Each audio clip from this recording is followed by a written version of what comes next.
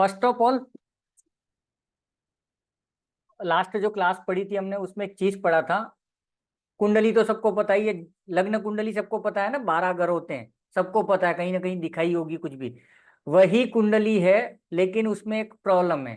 लाल किताब वर्सेस वैदिक में, लाल किताब में हमारा जो फर्स्ट हाउस होता है वहां पर पहली राशि होती है, दूसरे में दूसरी होती है, तीसरे में तीसरी होती है। 12 ग्रहों में 12 राशियां फिक्स है, ठीक है। जबकि हमारी कुंडली जो होती है, उस कुंडली में क्या होता है वैदिक में, कि हम लोग बोलते हैं मैं तो सिंह लग्न का हूँ, मैं तो कन्या लग्न का हूँ, क्योंकि फर्स्ट हाउस में 5 नंबर लिखा है तो सिंह लग्न हो गया, क्योंकि पांचवी राशि कौन सी है, सिंह। 6 नंबर लिखा हुआ है तो कन्या कन्या लग्न है मेरा, या मीन लग्न है। तो वो कॉन्सेप्ट लाल किताब में नहीं है, ठीक है। और अगर आज हो सका तो हम लोग दशा तक भी पहुंचने की कोशिश करेंगे, थोड़ा धीरे धीरे जाएंगे। और मेरे को बीच बीच में थोड़ा सा वो करना कि भाई धीरे, क्योंकि हो सकता है मैं फ्लो में ना आ जाऊं, हालांकि कोशिश यही रहेगी कि नहीं आऊं, ठीक है ना।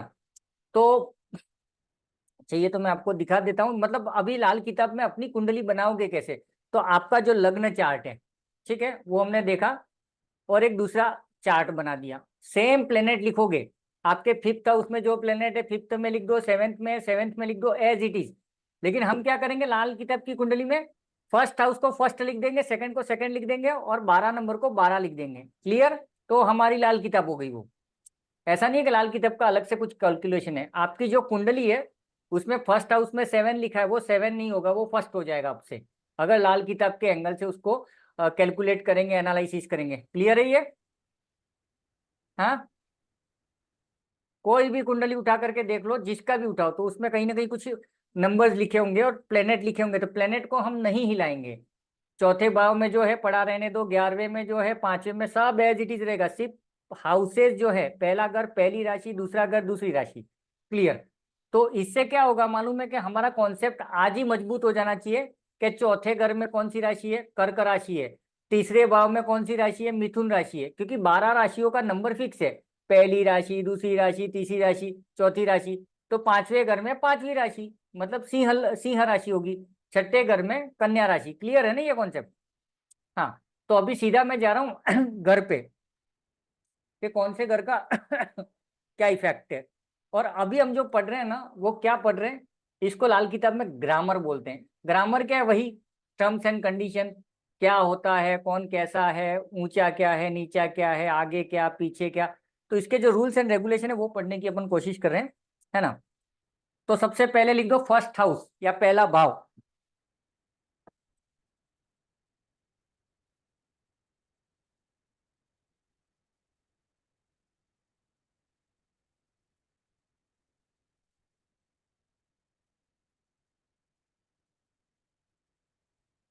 तो कुंडली का जो फर्स्ट हाउस है, पहला भाव, यहां पर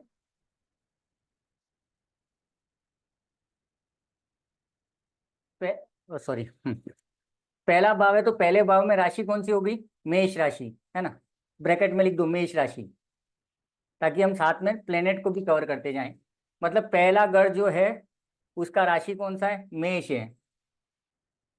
अभी मेष राशि का स्वामी कौन है हमको पता होना चाहिए, एरीज का ओनर कौन है, मंगल, ठीक है।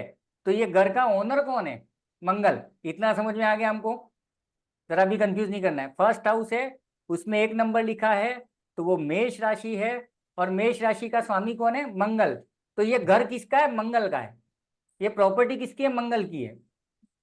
हम यहाँ पे मंगल को बिठा नहीं रहे हैं, ध्यान देना, हम सिर्फ समझ रहे हैं फर्स्ट हाउस किसका है, ठीक है। वहां पे हो सकता है किसी का जुपिटर बैठा हो, किसी का क्या बैठा हो, उसके ऊपर ध्यान नहीं दे रहे, हम फर्स्ट हाउस की बात करें। तो ये मंगल है। और यहाँ पे सबसे पावरफुल प्लेनेट जिसको बोलते हैं ना उच्च का, वो कौन है, सूर्य है। वो लिख दो, सूर्य उच्च का होता है, उसके पीछे ये लिख दो।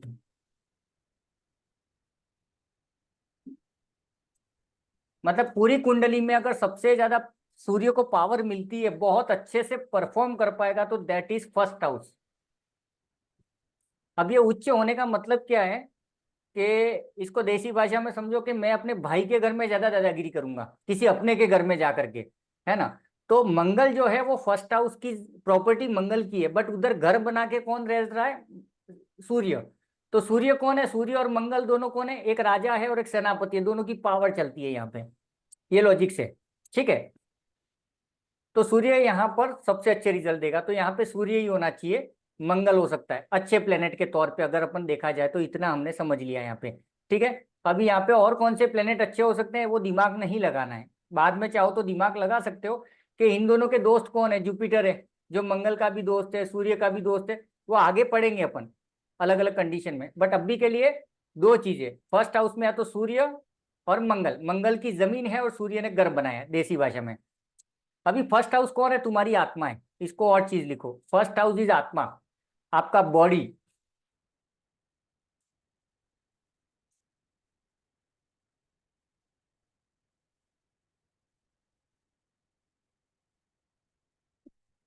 और 12 जो भाव हैं, ठीक है ना, वो एक से कनेक्टेड है कहीं ना कहीं, अगर एक डिस्टर्ब हुआ तो कहीं ना कहीं सब पे असर आता है उसका, है ना। तो एक को अपन हल्के में नहीं लेंगे।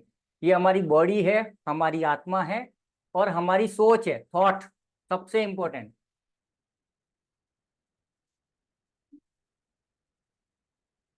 तो फर्स्ट हाउस में अगर शनि बैठा हुआ है तो हमारी सोच शनि जैसी होगी, राहु बैठा है तो राहु जैसी होगी, मंगल बैठा है तो मंगल जैसी होगी। इसीलिए देखना, जब भी किसी के फर्स्ट हाउस में मंगल बैठा होता है ना, शॉर्ट टेम्पर्ड होता है आदमी, एक गिलास गिर गया दो थप्पड़ मारने को तैयार हो जाता है। क्यों? मंगल in the first house, body में मंगल भरा बैठा है, और मंगल का घर है, वो खुद का घर है, इसके लिए मंगल पावरफुल है, समझे।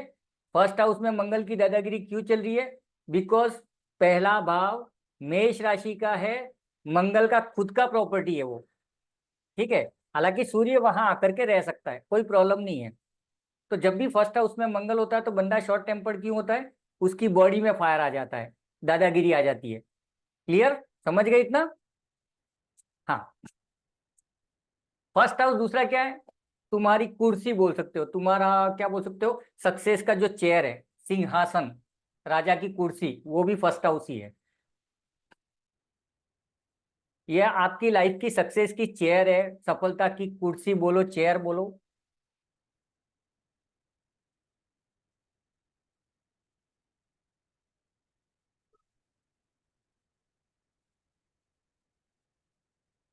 और बंदे का नेचर भी यहीं से देखा जाता है, हालांकि नेचर दो जगह से देखा जाता है, first house and fifth house. ठीक है ना, तो साइड में चाहो तो लिख सकते हो कि फिफ्थ हाउस आल्सो, मतलब बंदे का नेचर कैसा है। तो जब भी आपके पास में फ्यूचर में, जब हमारे पास में किसी का कुंडली हम लेकर के बैठेंगे लाल किताब का, तो उसका लग्न देख के हमको पहले ये पता चल जाएगा कि उसकी मानसिकता क्या है, उसका थॉट प्रोसेस कैसा है, मंगल जैसा है कि सूर्य जैसा है। ठीक है ना, मतलब यहाँ पे ड्राइवर है indirectly, first house is all about the driver, we can say as per the numerology. तो यहाँ पर हमने पढ़ा उसका ड्राइवर कैसा है, उसका थॉट प्रोसेस कैसा है, और साथ में उसका नेचर कैसा है। फिफ्थ हाउस से भी नेचर देखा जाएगा, वो मजा आएगा फिफ्थ हाउस में जब जाएंगे तब।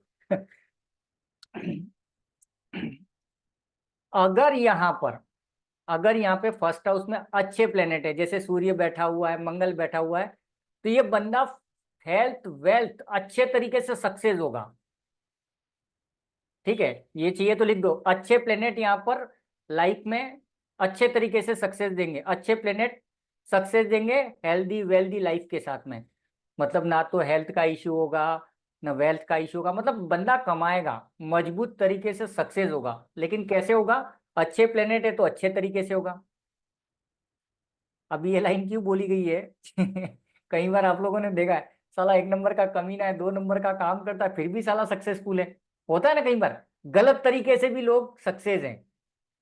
तो कई बार क्या होता है, यहाँ पर कुछ गंदे प्लेनेट भी बंदे को सक्सेस तो करते हैं बट गलत तरीके से करते हैं। बट जब भी सूर्य की बात करोगे, मंगल की बात करोगे, तो बंदा ऑनेस्ट तरीके से, सीधे तरीके से सक्सेस लेता है। आया समझ में? अच्छे प्लेनेट अच्छे से, मतलब परिवार भी मस्त है, हेल्थ वेल्थ के साथ में बढ़िया से सक्सेसफुल हो रहा है। लेकिन अगर यहाँ पे समझो राहु आ गया, केतु आ गया, गंदे प्लेनेट अपन मान लेते हैं, तो क्या होगा? उसकी वाइफ की तबीयत खराब है, पापा का कुछ लफड़ा है, प्रॉपर्टी के लोचे, बंदे के पास में पैसा है, सक्सेस है, लेकिन दुखी के साथ में सक्सेस है, दुख के साथ में। क्लियर? फर्स्ट हाउस से चेयर को दोनों टाइप से कनेक्ट करें, अच्छे प्लेनेट के साथ में अच्छे तरीके से जाएगा, बुरे के साथ में बुरे तरीके से जाएगा। अभी यहाँ पे सबसे बड़ा रूल, फर्स्ट हाउस सातवें हाउस को देखता है, सेवेंथ हाउस को भी देखता है, डायरेक्ट देखता है। फर्स्ट हाउस सेवेंथ हाउस को डायरेक्टली देखता है,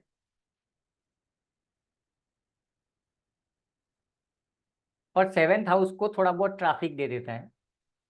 मतलब फर्स्ट हाउस में समझो सूर्य बैठा है, तो सेवेंथ हाउस में कोई बैठा तो ये थोड़ा बहुत काम तू देख ले यार, मैं थक गया हूँ, थोड़ा थोड़ा तू कर ले। लेकिन अगर सेवेंथ हाउस अगर खाली है ना, तो फर्स्ट हाउस बेकार हो जाता है, वीक हो जाता है ना। फर्स्ट हाउस किसको देखता है? सेवेंथ हाउस को, ये हमेशा देखेगा। तो सेवेंथ हाउस में कोई तो प्लेनेट होना चाहिए नॉर्मली, अगर होगा ना तो फर्स्ट हाउस क्या करेगा, अपना ट्रैफिक उधर दे देगा थोड़ा बहुत। लेकिन अगर सेवेंथ हाउस खाली है, तो फर्स्ट हाउस उतना पावरफुल फिर नहीं रहता है, तो जो सक्सेस मिलनी चाहिए थी उतनी नहीं मिल पाती है। एक एग्जाम्पल के तौर पे मुझे मजा कब आया, जब ये लाइन पढ़ी मैंने, इसको समझा तो मेरे फर्स्ट हाउस में सूर्य बैठा हुआ है, तो मुझे तो लगा था अपनी कुर्सी वुर्सी फर्स्ट क्लास बैठी हुई है, अपन तो सक्सेसफुल है घंटा। क्या हो गया, मेरा सेवेंथ हाउस खाली पड़ा हुआ है, तो सूर्य अकेला अकेला कंटाल रहा है, मैं ये भी करूं मैं वो भी करूं। अगर उसको सेवेंथ हाउस में कोई मिल जाता तो थोड़ा सा ट्रैफिक दे देता, काम को बांट लेता। क्लियर? तो कहना, सॉरी सर, कहना मतलब है कि भाई फर्स्ट हाउस के सामने जो भी हाउस होगा उसमें भी कोई ना कोई प्लेनेट होना चाहिए उसको सपोर्ट करने के लिए। हाँ, सर ये फर्स्ट हाउस खाली हो सकता है? हो सकता है, डेफिनेटली हो सकता है। अभी ये देखो मैं बताता हूँ, ये देखो, ये जैसे फॉर एग्जांपल किसी की कुंडली है, ठीक है ना, किसी की भी हो सकती है। यहाँ पे 9 नंबर लिखा हुआ है, तो हम क्या करेंगे, इसी कुंडली को वापस बनाएंगे और यहाँ पे 1 लिख देंगे।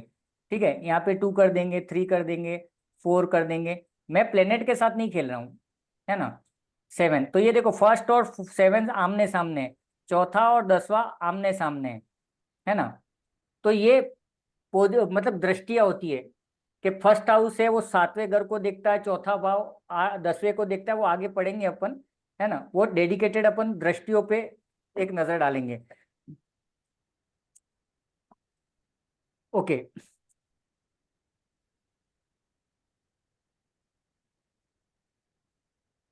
सर फर्स्ट हाउस खाली होगा तो वो सेवेंथ हाउस में कैसे फिर वो आप बोल रहे हैं जो होगा वो। मतलब पहले भाव में मेरा सूर्य बैठा हुआ है, ठीक है, मैं तो खुश हो गया, मेरा राजा बैठा हुआ है घर में, मेरी लाइफ जैकपॉट होगी। नहीं है, लेकिन क्यों नहीं है, क्योंकि सेवेंथ हाउस कहीं ना कहीं खाली पड़ा हुआ है। बट अभी मुझे फर्स्ट हाउस ही खाली है तो। फर्स्ट हाउस खाली है तो, है ना, हाँ। फर्स्ट हाउस खाली है तो उधर हम प्लेनेट को लाएंगे। ठीक है, अपन ओके, अभी बट हाउस, मैं पूछ रही हूँ अभी अभी नहीं है अगर तो वो क्या इफेक्ट दे रहा है, मतलब वो क्या नहीं लाइफ में क्या। नहीं, देखो इसमें क्या होता है, अभी हम क्या पढ़ रहे हैं, हाउसेस को समझने की कोशिश कर रहे हैं। अभी हाउसेस के अंदर समझो प्लेनेट, उसका ओनर बैठा है तो क्या होगा, एंटी बैठा है तो क्या होगा, खाली होगा तो क्या होगा, ये आगे पढ़ेंगे। अभी सिर्फ हाउसेस को समझ रहे हैं, फर्स्ट हाउस का काम ओके। क्या है ना, वो अपन देखेंगे। क्योंकि क्या होता है कि हर प्लेनेट को हाउसेस दिए हुए हैं कि भाई सूर्य पहले में बैठेगा, 5वें में बैठेगा, 7वें में बैठेगा, सबके घर फिक्स हैं। अगर वो अपने घर में नहीं बैठा, कहीं और बैठा हुआ है, तो उसका क्या इफेक्ट है, वो एक खिचड़ी टॉपिक है, वो बाद में पढ़ेंगे। अभी हम फर्स्ट हाउस को देख रहे हैं सिर्फ, ठीक है। ओके, अभी आ जाओ second house. So it means sir ये स्टैंडर्डाइजेशन है कि फर्स्ट हाउस में मतलब मंगल हो सकता है, मंगल का है, और सूर्य भी हो सकता है। हाँ, मतलब एक इसको अपन ऐसा समझते हैं ना, जैसे कि अगर समझो इसको ऐसे एग्जांपल लें कि अगर हमको टेक्निकली स्टडी करनी है, टेक्नोलॉजी की स्टडी करनी है, तो भाई कहाँ जाना चाहिए, तो राजस्थान में कोटा चले जाओ। कोटा में ये दो। तो फर्स्ट हाउस क्या है, it is all about your body, your nature, your thought process. ठीक है ना। ठीक है अभी सर, अभी ठीक है। हम ये बोल सकते हैं, जैसे रूपल जी ने अभी बोला कि किसी का फर्स्ट हाउस खाली है, ठीक है ना, खाली है, तो फर्स्ट हाउस है किसका, मंगल का है, बराबर। फर्स्ट हाउस में राशि मेष है, मंगल की है, तो मंगल वहां पर नहीं है, तो मंगल कहीं तो जाके बैठा हुआ है, ठीक है ना। तो उसके अकॉर्डिंगली फर्स्ट हाउस के बारे में बोला जाएगा, लेकिन क्या बोला जाएगा हमको नहीं पता, क्योंकि मंगल कहाँ है हमने नहीं पढ़ा अभी। तो वो हम अलग से पढ़ेंगे कि अगर मंगल फर्स्ट में है तो ये होगा, सेकंड में है तो ये होगा, थर्ड में, वो एक अलग चलेगा, है ना। अभी हम सिर्फ हाउसेस को टारगेट कर रहे हैं। ओके, सेकंड हाउस की जब बात करते हैं, सर हाँ, अगर प्लैनेट नहीं लेकिन वहां नंबर जो मेंशन किया है तो वो प्लैनेट वहीं पर है, वही हम मान सकते हैं ना। नहीं यार, ओके। तेरा फर्स्ट हाउस में एक नंबर तूने लिख दिया लाल किताब का कुंडली बना करके। नहीं तेरा नहीं, लाल किताब का नहीं सर, ऑलरेडी एक नंबर जो है वो लिखा हुआ है मेरे में, मान लीजिए 4 हाँ नंबर है, हाँ हाँ हाँ, तो वो प्लैनेट वहां पर है, ऐसा माना जाएगा ना। तेरी जो कुंडली है उसमें जो प्लेनेट है एज इट इज रहने दो। हाँ। फर्स्ट हाउस में जो नंबर लिखा है उसको क्रॉस करो, उसकी जगह 1 2 3 4 5 6 ऐसे लिख देना है। खत्म। हम्म। मैंने अभी बताया था ना एक, कहाँ गया? Clear clear sir. है ना, ये देखो वापस, जिसको नहीं समझ में आ रहा है एक बार वापस देख लेते हैं अपन।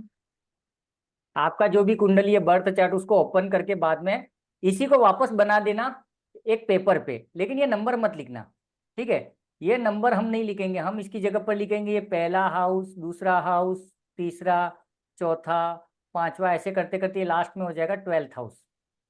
ठीक है, तो ये लाल किताब हो गया, और ये घर फिक्स है, 1 नंबर 1 ही रहेगा लाल किताब में। जबकि हमारे वहां पे क्या होता है, हाउसेस कौन आज पैदा हुआ है, कोई कल पैदा हुआ है, तो डेट ऑफ बर्थ के हिसाब से असेंडिंग चेंज होते रहते हैं। ओके, सेकंड हाउस की बात करते हैं, तो सेकंड हाउस किसका है? एक तो धर्म स्थान है, ठीक है? सेकंड हाउस है हमारा धर्म स्थान, मंदिर हो सकता है। उसके बाद में पैसा, ससुराल,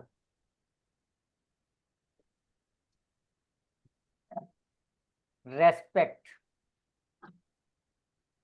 धर्म स्थान है, पैसा भी है, फाइनेंस भी है, इनकम, मतलब इन शॉर्ट देखा जाए तो इनकम की बात करेंगे यहाँ पे। उसके बाद में आपका ससुराल, आपकी पेरेंटल प्रॉपर्टी को भी थोड़ा बहुत यहाँ से देखा जाता है। और एजुकेशन एंड रेस्पेक्ट, आपको कितना सम्मान सम्मान मिलेगा, क्या होगा, ये बात होती है।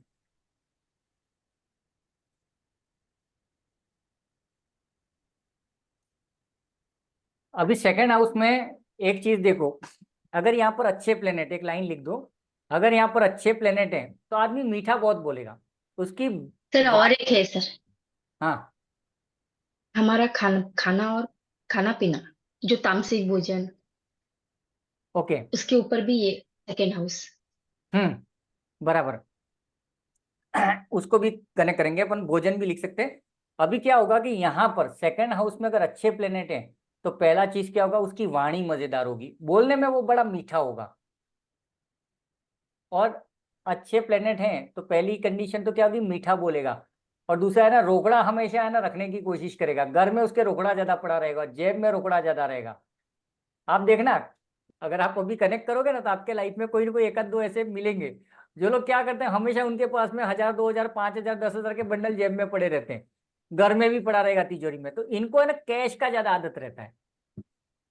ठीक है, तो इसको उल्टा भी कर सकते हो कि अगर आपने किसी ऐसे बंदे को देखा तो आप बोलोगे कि इसका सेकंड हाउस एक्टिव है, अच्छे प्लेनेट बैठे हुए हैं वहां पे, इसीलिए वो रोकड़ा लेके घूम रहा है, उसके पास हमेशा नोटों की गड्डी रहेगी, है ना? अभी आपके कर्मास कैसे हैं? अच्छे कर्मास हैं तो अच्छा रिजल्ट देगा सेकंड हाउस, बुरे कर्मास हैं तो बुरा रिजल्ट देगा। ठीक है, ये भी लिख लो नीचे कि सेकंड हाउस का इफेक्ट कैसे मिलेगा आपको। अगर हम लोगों ने अच्छे काम किए हुए हैं कर्मास, तो गुड रिजल्ट्स यहाँ पे काउंट होंगे, और बुरे कर्मों का बुरा फल मिलेगा। अभी क्यों है ऐसा?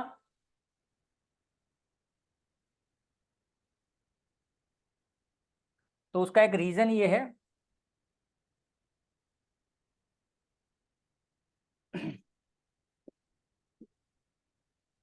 क्योंकि 9th हाउस है ना, वो आपके कर्मों का स्टोरेज बोला जाता है, आपके कर्मों का स्टोर है 9th हाउस, लिख दो। 9th हाउस आपके कर्मों का बैलेंस है, कर्मास का बैलेंस है। और वो बैलेंस है ना, वो इसको ऐसे बोल दो कि वो उड़ के जाता है सेकंड हाउस में। अगर आपने अच्छे कर्मास किए तो वो सेकंड हाउस को ये करता है, ट्रीट करता है कि भाई नहीं यार, इसने कर्मास अच्छे किए हैं। और 9th हाउस क्या है, भाग्य है हमारा। तो अच्छे कर्मास करोगे तो भाग्य चमकेगा, भाग्य में डेटा अच्छा स्टोर होगा, वही डेटा सेकंड हाउस को बोलेगा ए भाई पैसा दे इसको, ये दे, इसकी वाणी में इंप्रूवमेंट कर।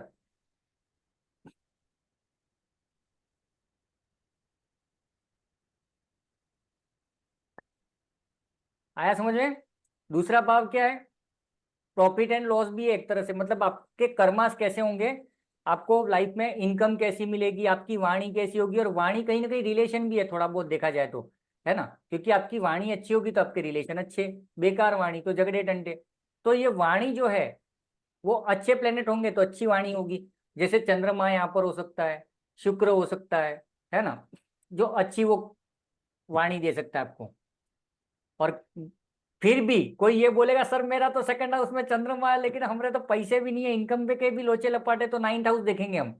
ये साला सेकंड हाउस ठीक है फिर भी लफड़ा है, तो हम कहाँ जाएंगे, नाइन्थ हाउस को देखेंगे। और नाइन्थ हाउस को एक्टिवेट करके वहां से भी पुश कर सकते हैं। हो सकता है सेकंड हाउस में कुछ ना हो, कोई प्लेनेट ही ना बैठा हो, तो क्या करोगे, जबरदस्ती किसी प्लेनेट की वहां पे स्थापना करोगे ना। हम नाइन्थ हाउस को उंगली करेंगे कि चल भाई तू एक्टिवेट हो जा। आया समझे, क्योंकि वो भाग्य स्थान है। ये छोटी छोटी बातें अब भी समझ लेना, क्योंकि जब आगे जाके खोल के बैठेंगे ना तभी पोपट नहीं हो जाए हमारा।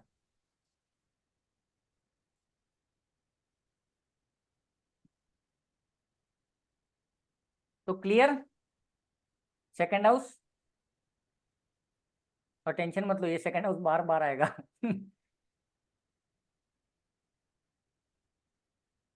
और एक और चीज इसमें लिख दो कि सेकंड हाउस के अच्छे इफेक्ट के लिए, सेकंड हाउस के अच्छे इफेक्ट के लिए एट्थ हाउस हमको खाली चाहिए। अगर खाली है तो और अच्छे रिजल्ट आएंगे।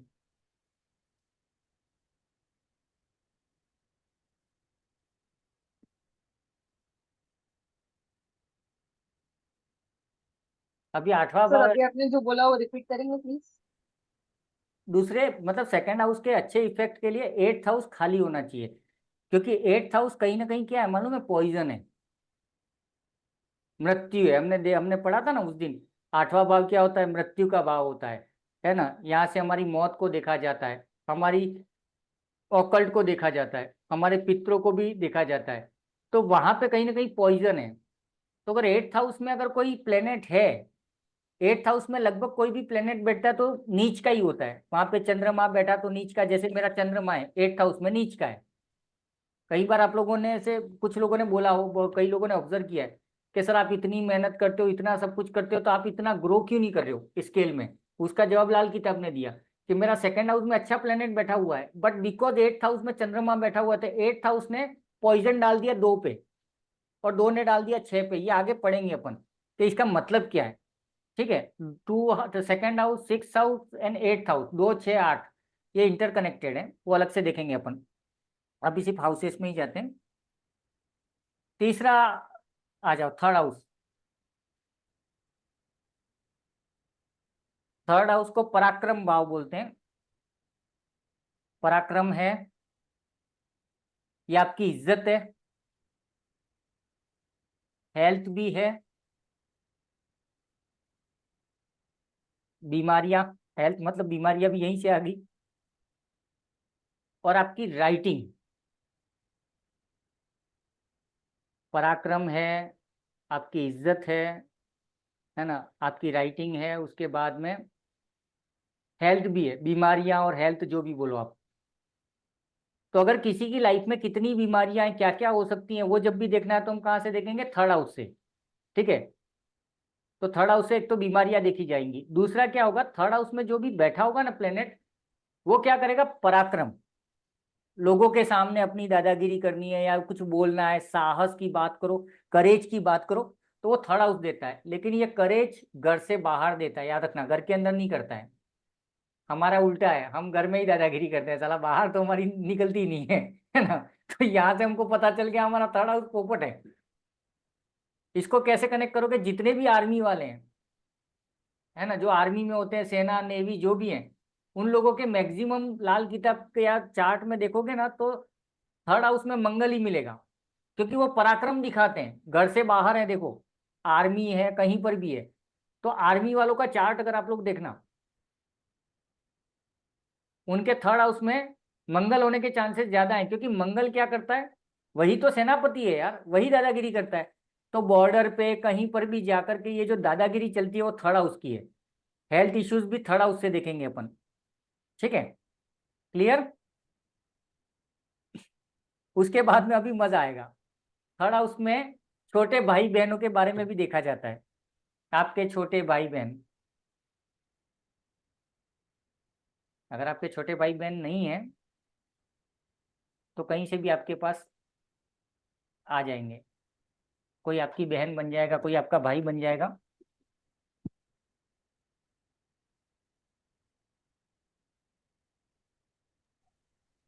सर हाँ ये थर्ड हाउस किसका होता है? जैसे फर्स्ट हाउस आपने बताया मंगल का है, हाँ, तो सेकंड और थर्ड किसके होते हैं सर? देखो, थर्ड थर्ड हाउस कौन है? तीसरी तीसरी राशि है। तीसरी राशि किसकी है? मिथुन की है। मिथुन का ओनर कौन है? बुध है। है ना? वो मैंने चार्ट दिया था ना उस दिन। मैं चार्ट में इसलिए नहीं उलझा रहा हूँ, अभी गोल गोल घूमने लग जाओगे तुम लोग, प्लेनेट पकड़ के बैठ जाओगे मेरा क्या बैठा है। इसके लिए मैंने बोलना बंद कर दिया उस टॉपिक पे। तो क्या लिखोगे कि अगर आप छोटे भाई बहन, तो अगर यहाँ पर अच्छे प्लेनेट है ना, तो आपको छोटे भाई बहन का बहुत प्यार मिलेगा, इज्जत मिलेगी। लिख लो इसको। अच्छे प्लेनेट थर्ड हाउस में क्या देंगे आपको? भाई बहनों का बहुत अच्छा रेस्पेक्ट, प्यार। वो आपके पैर भी छू लेंगे, आपको एक अलग लेवल का रेस्पेक्ट देंगे।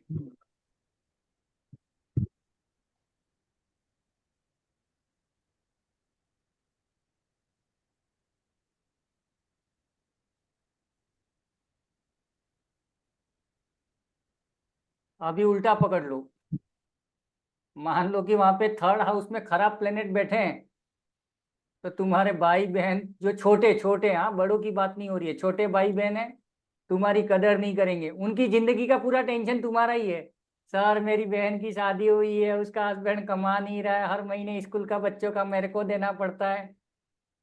तो उसकी कुंडली जा करके देखो, थर्ड हाउस में नेगेटिव प्लैनेट्स बैठे होंगे। तो उसने क्या कर दिया? उसके छोटे भाई का भी टेंशन है, उसकी छोटी बहन का भी टेंशन है। ऐसे आपको कई लोग मिलेंगे, चाहे वो चाहते हो कि नहीं चाहते हो उसे, वो उसकी सेवा करना, लेकिन करना ही करना चाहिए। एक लाइबिलिटीज हो जाती है इन लोगों के ऊपर। और ये वेरी ट्रू है, क्योंकि मैंने देखा इस चीज को तो दो केसेस में, क्योंकि दो लोगों को मैं पर्सनली जानता हूँ, दोनों के ऊपर ये मैच हो गया।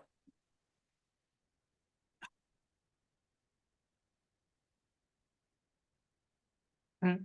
अब ये जो भाई और बहनों के प्यार की बात आ रही है, या फिर उनकी जिम्मेदारियों की बात आ रही है ना, ये आफ्टर एज ऑफ 34 देखोगे, याद रखना। क्योंकि ये यहाँ पर एक्टिवेशन कब होता है? एट द एज ऑफ 34, उसके पहले इसको कैलकुलेट नहीं करोगे। है ना? मतलब थर्ड हाउस में ये जो कुछ भी इफेक्ट दे रहे हो अपना भाई बहनों का, तो वो शुरू होता है 34 से एक्टिवेट होता है। तो पहले तो सब ठीक ठाक चलेगा। और ये टॉपिक पढ़ा तो मेरे को दो जनों की कुंडलियां खोलनी पड़ी, तो वहां पे लफड़े मिले, तो मजा आया एक्चुअली में इसमें। अभी आ जाओ सर चौथा। रैनी सर ज्वाइन नहीं कर पा रहे। कौन? कौन ज्वाइन नहीं कर पा रहा है? रैनी रैनी सर ज्वाइन नहीं कर पा रहे, उनका मैसेज आ रहा हम्म, एक मिनट, एक काम कर। है, कनेक्ट नहीं हो पा रहा। हम्म, एक मिनट, एक काम कर, क्या करोगे, कहाँ गया?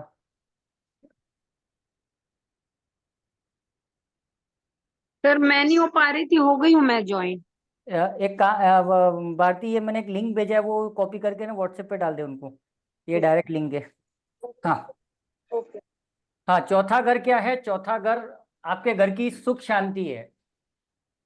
फोर्थ हाउस घर की सुख शांति, मम्मी, दादी, सास, आपकी जो सास होती है वो आपके फोर्थ हाउस को देख के, मतलब हम फोर्थ हाउस देख के बता देंगे कि तेरे घर में सुख शांति है, परिवार की हालत कैसी है। कुछ लोग हमको बोलते ना, अरे सर मेरे घर में तो ये है ना वो है। अरे रहने दे भाई, तेरा फोर्थ हाउस दिख गया मेरे को। है ना?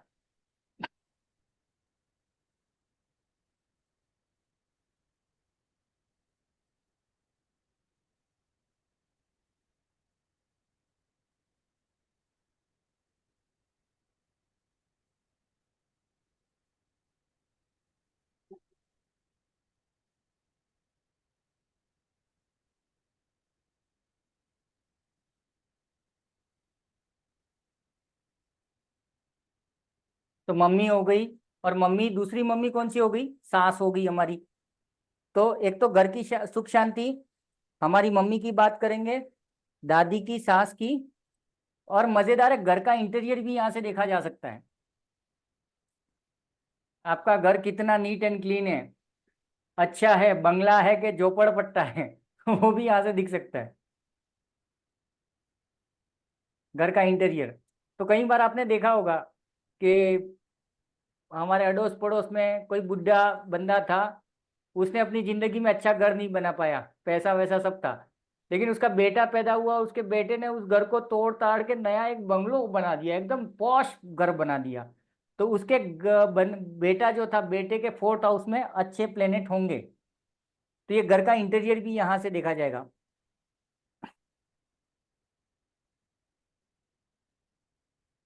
और चौथे हाउस में एक दो तीन शर्तें हैं। अगर फोर्थ हाउस में चंद्रमा के साथ में, चंद्रमा के साथ में अगर कोई सिंगल प्लेनेट बैठा हुआ है, मतलब एक तो चंद्रमा हो गए, एक कोई और हो गया,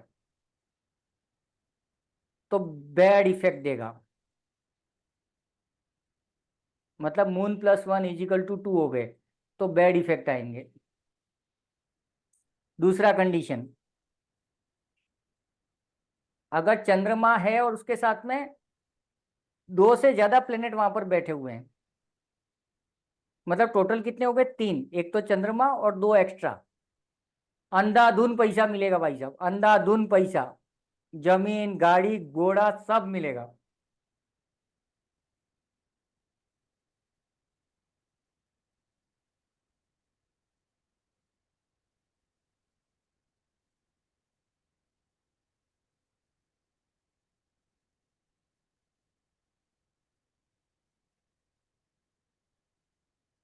तो यहाँ पर ये स्पेशली ध्यान रखना है। उसके बाद में यहाँ पर एक चीज देखो, मजा आएगा, अभी हंसोगे। सेकंड हाउस है ये, ठीक है, ये सेकंड हाउस है और फोर्थ हाउस है। फोर्थ हाउस पब्लिक स्पीकिंग का भी है, पब्लिक स्पीकर लिख लो। फोर्थ हाउस में पब्लिक स्पीकिंग भी है, आप नेता हो, राजनेता हो, ठीक है, या टीचर हो, बहुत अच्छे टीचर होते हैं। अगर फोर्थ हाउस जिनका अच्छा होता है ना, they are very good teacher, trainer, public speaker अभी लिख लिया। अभी देखो ये जो मैंने लिया है ना,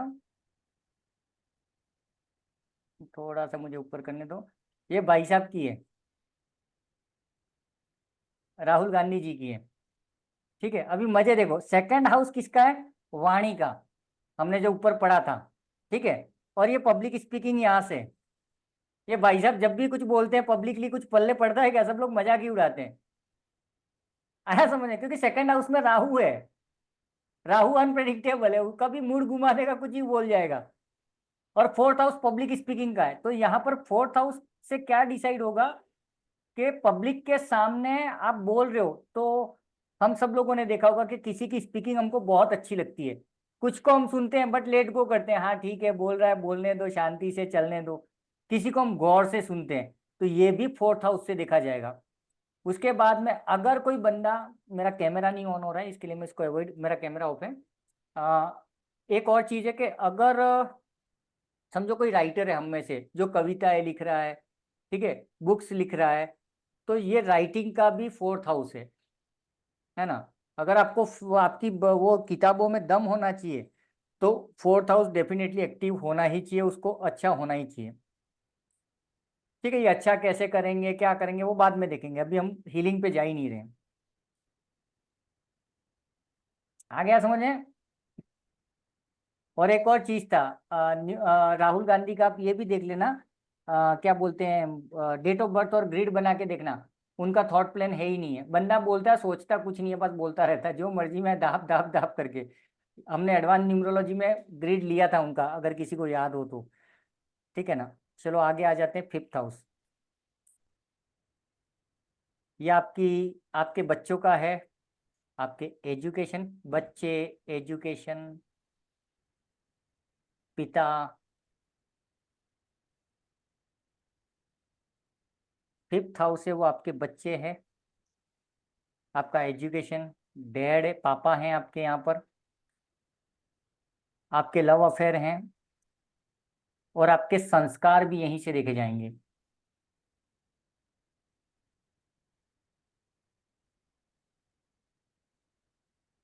अब यहाँ पे संस्कार को कैसे कनेक्ट करोगे?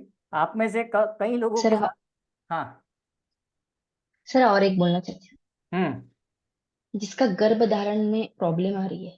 हाँ, वो एक्चुअली मैं आज नहीं बोल रहा हूँ, मैं जानबूझ के नहीं बोल रहा हूँ, नहीं तो ये लोग फिर दिमाग इनका चला जाएगा वहां पे। हाँ। उसको रहने दो, यस। वो मुझे पता है ना। मतलब आप हम्म। क्या, इसमें फिफ्थ हाउस में क्या देखा जाएगा उसको शॉर्ट में समझ लो, डिटेल में बात नहीं करेंगे आज। अगर कोई प्रेग्नेंट होता है तो प्रेगनेंसी में क्या क्या प्रॉब्लम आएगी कि सेफली पूरा बच्चा 9 महीने तक ग्रो करेगा और प्रेगनेंसी हो जाएगी, ये फिफ्थ हाउस से देखा जाएगा।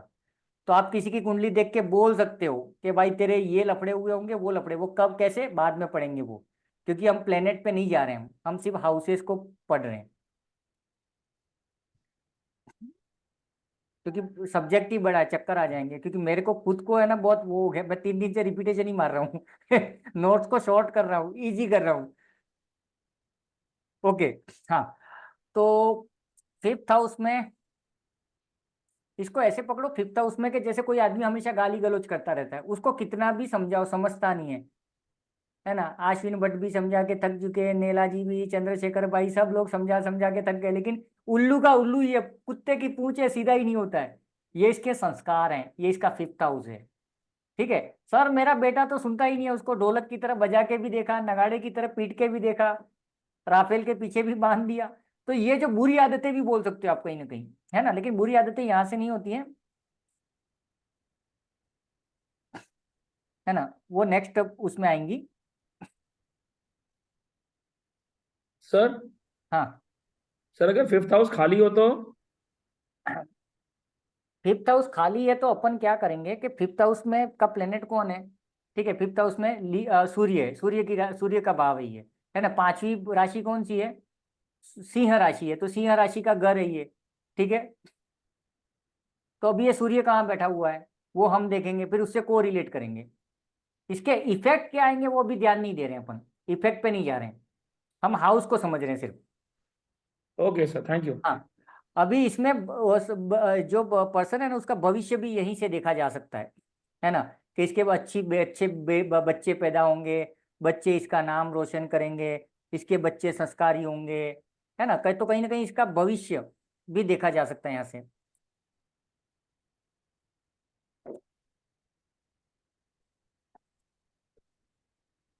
पब्लिक प्रेजेंटेशन भी यहीं से देखा जाता है। सर इनका भविष्य या इसके बच्चों का भविष्य? अरे यार, तो तेरे 2 बच्चे होंगे, उसके बाद में तेरी लाइफ सेट हो जाएगी, तो तेरा तो भविष्य हुआ कि नहीं हुआ, तेरी बात चल रही है, तेरी कुंडली की बात चल रही है ना। उसके बाद में इसका पब्लिक प्रेजेंटेशन भी यहीं से देखा जाता है कि ये बंदा पब्लिक के सामने कैसा है। ठीक है, अभी जैसे मैं मेरा एग्जांपल लेता हूँ, इजी है। मेरे फिफ्थ हाउस में जुपिटर बैठा हुआ है, ठीक है ना। तो मेरा पब्लिक रिलेशन या पब्लिक प्रेजेंटेशन सिर्फ और सिर्फ एक ही है, नॉलेज, है ना। मैं दिखने में हीरोगिरी नहीं हूँ कि डांस नहीं करता हूँ। आप सब लोग मेरे पास हो तो मेरा पब्लिक रिलेशन या पब्लिक प्रेजेंटेशन क्या, only one thing, my knowledge, nothing else. आया समझ में? ये एक तरीका है। अब यहाँ पे वीनस होगा तो वीनस के अकॉर्डिंगली प्रेजेंटेशन होगा। अगर नेगेटिव प्लेनेट राहु होगा तो राहु की तो बुद्धि भ्रष्ट है एक तरह से, वैसा देख सकते हैं अपन।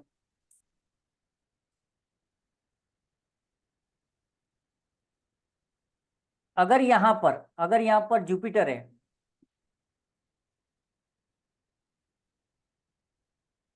तो चीजें अच्छी होंगी, लिख लो इसको। अगर जुपिटर यहाँ पर प्लेस है ना, तो सुख शांति बनी रहेगी।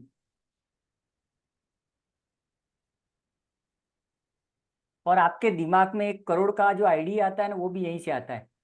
साला मैं क्या करूं, कुछ करूं, उसके बाद में आपको आइडिया आएगा, एक काम कर, न्यूमरोलॉजी की क्लासेस डाल दे। ओके, कैसे डालनी है, कहाँ, जूम की क्लास लेनी है, मतलब एक बड़ा वाला थॉट लेना, क्रिएटिव माइंड होना, उस थॉट के ऊपर दुनिया भर की तैयारी करना और फुल तैयारी के साथ में उतर जाना, ये भी फिफ्थ हाउस है। कई बार आपका अपने हमारे में से कई लोग बोलते हैं ना, सर मैं सोचता तो बहुत हूं लेकिन कर नहीं पाता हूं, अगेन 5वां भाव। ठीक है, कि सोच तो रहा है, दिमागी में आइडिया आ रहा है, लेकिन उस दिमाग के साथ में तैयारियां नहीं हो पा रही हैं। और आपकी नौकरी भी रहेगी कि नहीं रहेगी वो यहाँ से डिसाइड होगा। आपकी जॉब छूट रही है तो यहाँ पर कोई ना कोई बेकार प्लेनेट उस समय जा रहा होगा, उसी दिन आपका जॉब फटाक से चला जाएगा। वो हम आगे पढ़ेंगे जब गोचर वोचर में अगर जाएंगे तो। अरे सर कल ही मेरे को टर्मिनेट कर दिया है, फिर देखेंगे तो साला उसी टाइम पे केतु वहां से जा रहा था कि राहु जा रहा था तो राहु ने उड़ा दिया तुमको। और जॉब कौन दिलाता है यहाँ पे? सूर्य, क्योंकि सूर्य का काम है, ये सूर्य का घर है, 5वां भाव।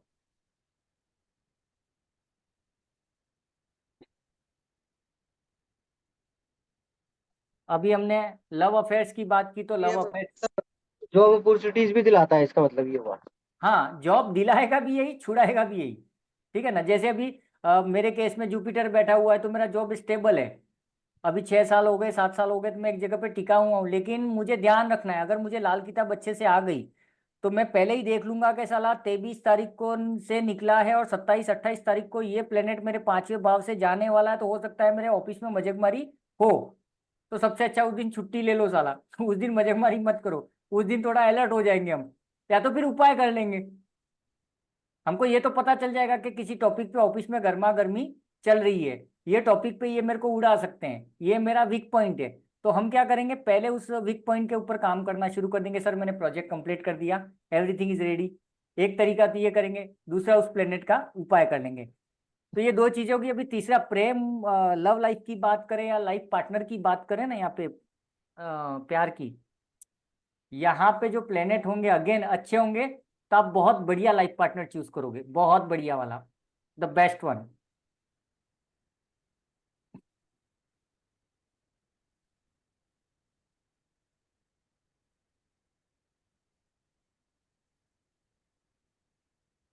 और अगर यहाँ पे बेकार प्लेनेट है तो भाई साहब शादीशुदा है फिर भी किसी काम वाली बाई के साथ में उसने कोर्ट मैरिज कर ली, उसकी भी लाइफ बेकार है, इसकी भी लाइफ बेकार है। ना तो वो कुछ कमा रही है, मतलब ये लव अफेयर्स के जो सिलेक्शन है वो भी यहीं से होंगे। तो देखो 5वें भाव में मोटा मोटी अभी तक आपको ये समझ में आ जाना चाहिए कि आपकी एजुकेशन भी यहीं से देखी जा रही है ना, आप क्या पढ़ रहे हो। ठीक है, उसके बाद में आप पब्लिक के सामने कैसे हो, तो अगर आपने अच्छी एजुकेशन है आपके पास में तो आप अच्छे से बात करोगे, आपके संस्कार अच्छे होंगे, आपके रिलेशन अच्छे होंगे, आपके अफेयर्स या लाइफ पार्टनर भी अच्छा होगा। तो ये सब यहाँ से देखा जाएगा। अभी देखो जितने भी स्वतंत्रता सेनानी की बात करो, है ना, जिनको हम आज भी याद करें, भगत सिंह हो गए, चंद्रशेखर आजाद हो गए, है ना, या आजकल के भी कोई हैं, तो ये सब में इतना प्यार था, देशभक्ति का जो प्यार है वो भी यहीं से आता है। 5 नंबर का ऐसा मत समझना कि गर्लफ्रेंड वाला प्यार है। प्यार प्यार होता है, मम्मी का प्यार बोलो, जिसका भी हो। अगर आप अपना लाइफ पार्टनर चूज करोगे, है ना, या किसी बिजनेस में किसी को चूज करोगे तो हमेशा गलत चीजें चूज कर लेते हो कि सही चूज करते हो, डिसीजन यहाँ से हो सकता है, एक तरह से ऐसा बोला जा सकता है। तो यहाँ पर हमको एक आंसर मिल गया, मालूम है। अरे सर हमने तो बेटे को बोला था इधर शादी नहीं करनी है, लड़की नालायक है, ये है वो है, लेकिन वो नहीं माना और जिद करके शादी कर ली, अभी रो रहा है। मतलब उसका 5वां भाव में लफड़ा था, गलत पार्टनर चूज कर लिया। और ये हमको साला उस टाइम पे पता होता लाल किताब का तो हम कुछ कीड़ा कांडी करके उसकी बुद्धि ठीक कर देते। आ रहा है ना मजा? हेलो। क्योंकि मेरा कैमरा ऑफ है इसके लिए मैं अकेला अकेला हंस रहा हूँ, क्या करूँ आज। ओके, तो यहाँ पर ये एक चाहिए तो लिख लेना कि देशभक्ति का प्यार भी यहीं से, मतलब एक एग्जाम्पल लिख दो तो थोड़ा याद रहेगा। भगत सिंह है, चंद्रशेखर हैं, जितने भी मतलब स्वतंत्रता पे शहीद हुए वो। अभी आ जाओ छठा घर, 6th हाउस।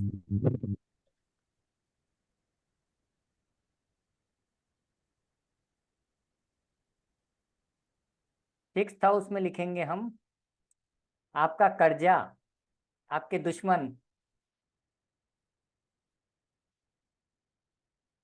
कर्जा, दुश्मन, आपकी बुरी आदतें, कर्जा, दुश्मन, बुरी आदतें, मामा, भांजा, आपका जीजा, आपका साला, है ना,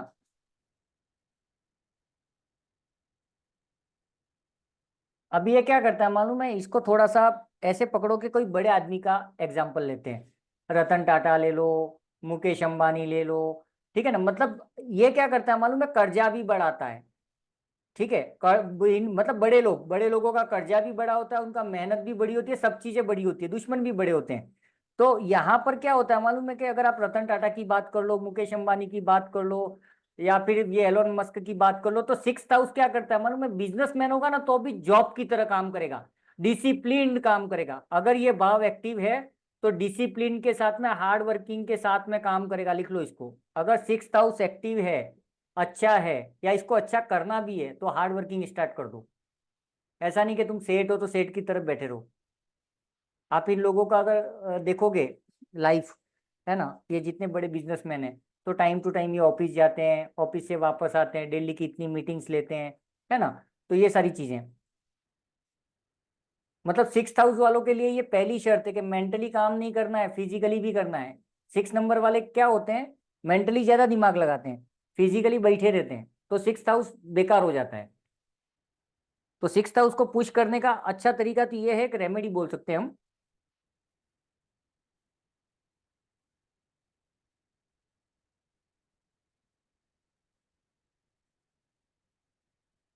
और सिक्स हाउस वो हाउस है कि आप एकदम गरीब से गरीब घर में पैदा हुए हो तो भी आपको अमीर बना देगा। बेस्ट एग्जांपल मुकेश अंबानी का देख लो। उनके पापा जब तक थे छोटा मोटा बिजनेस चल रहा था, लेकिन ये बंदा पैदा हुआ तो इसका सिक्स हाउस बहुत ज्यादा एक्टिव है, बहुत ज्यादा, मुकेश अंबानी जी का। वो पैदा होने के बाद में बड़े बड़े बिजनेस डील हुए, बड़े बड़े, और फैलता ही जा रहा है बंदा। लेकिन उसकी लाइफस्टाइल देखना, वो टाइम पे आता है, टाइम पे जाता है, मतलब प्रॉपर हार्ड वर्किंग है बंदा।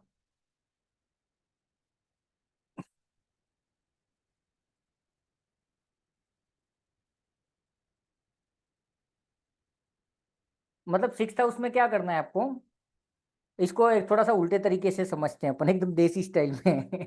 हमारे ऊपर कर्जा है, कर्जा है, कर्जा है, कर्जा के साथ में क्या हो गया, दुश्मन भी दुनिया भर के आपके ऊपर।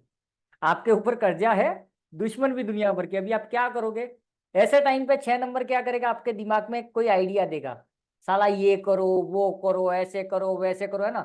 तो ये छह नंबर जब आपको डिप्रेशन देगा, कर्जे का, दुश्मनी का, उस समय दादागिरी के साथ में उतर जाओ, फुल तैयारी के साथ में। ये इसकी इटसेल्फ एक रेमेडी हो गई। प्रॉपर तरीके से उतरो, ऐसा नहीं कि चल एक दुकान डाल देता हूँ कर्जा उतर जाएगा, ना ना ना। दुकान नहीं चला तो दुकान का पैसा कहाँ से उतारूंगा।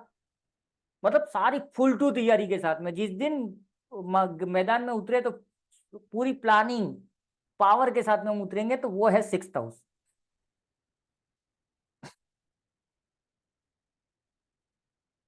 और साथ में ये है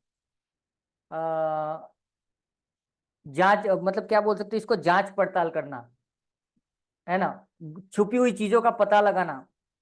तो छह नंबर में ये भी एक चीज है कि आप गुप्त चीजों पे ध्यान दोगे, कि क्या चीज उसने मेरे से क्या छुपाया, ये मेरे को क्या नहीं बताया, इसने मेरे को कहाँ चीटिंग की। सीबीआई, जो सीबीआई सीआईडी करती है ना, वो वाला भाव भी यही है। छठा भाव अगर आपका एक्टिव है, अच्छा है, तो आपका ध्यान इधर जाएगा और आप पता लगा के रहोगे।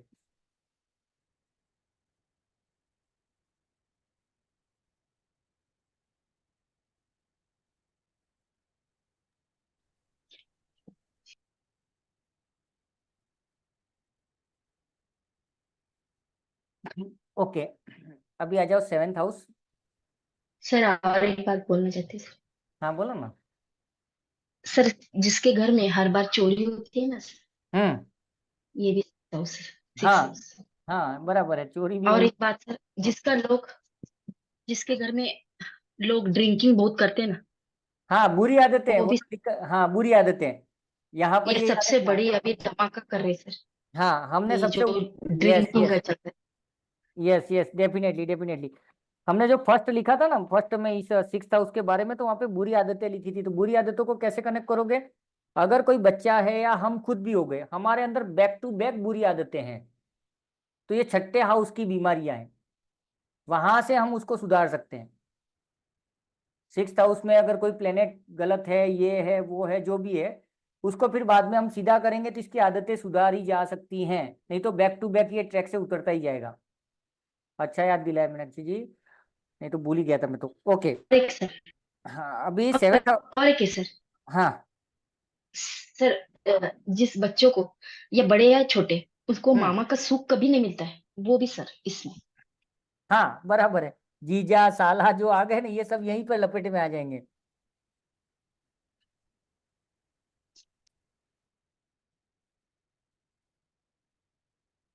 मेरे को मामा का तो मेरा तो साला कंफ्यूजन हो गया फिर। मेरे एक मामा मेरे को बहुत लाड प्यार करते हैं और एक ध्यान ही नहीं देता है। और शत्रु भी बहुत रहते हैं सर, जिनका 6th हाउस, शत्रु तो हाँ, बहुत रहते हैं। अपने पास भगवान की दया से शत्रु नहीं है।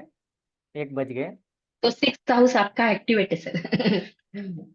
यस, चलो फाइनली लकीली मेरा चालू हो गया राहु है ना, राहु का एक्टिवेट किया है सर, इसीलिए तो ये स्टेज पे है ना। नहीं 6 में मेरा राहु नहीं है, मेरा राहु 10th में। ओके, नहीं नहीं 7th। हाँ, नहीं सर, सॉरी। 7th हाउस में देखो, 7th हाउस में हम बात करेंगे लाइफ पार्टनर की। यहाँ पर वाइफ की बात आएगी, हस्बैंड की बात आएगी। ठीक है, लाइफ पार्टनर, आपका बिजनेस या जॉब, जो भी आप करते हो, जॉब या बिजनेस। सर एक केस है, एक केस बोलना चाहती हूँ सर। बोलो ना। जिसका 6th हाउस में राहु है ना सर, हाँ उनको कभी तो कभी जेल यात्रा या पुलिस केस होता ही है सर। होगा, डेफिनेटली होगा। नेगेटिव प्लेनेट है ये जो हाँ मीनाक्षी जी जी सर, बोल रही है ना, वो आगे जाकर के हम पढ़ेंगे कि अगर राहु 12 जेल भाव। यात्रा होती हाँ हाँ करवाएगा। है, इससे जेल यात्रा भी करवाते हैं। हाँ, ये हम लोग कैसे पढ़ेंगे, सब लोग ध्यान देना कि हम है ना एक एक प्लेनेट को डालेंगे 12th हाउस में।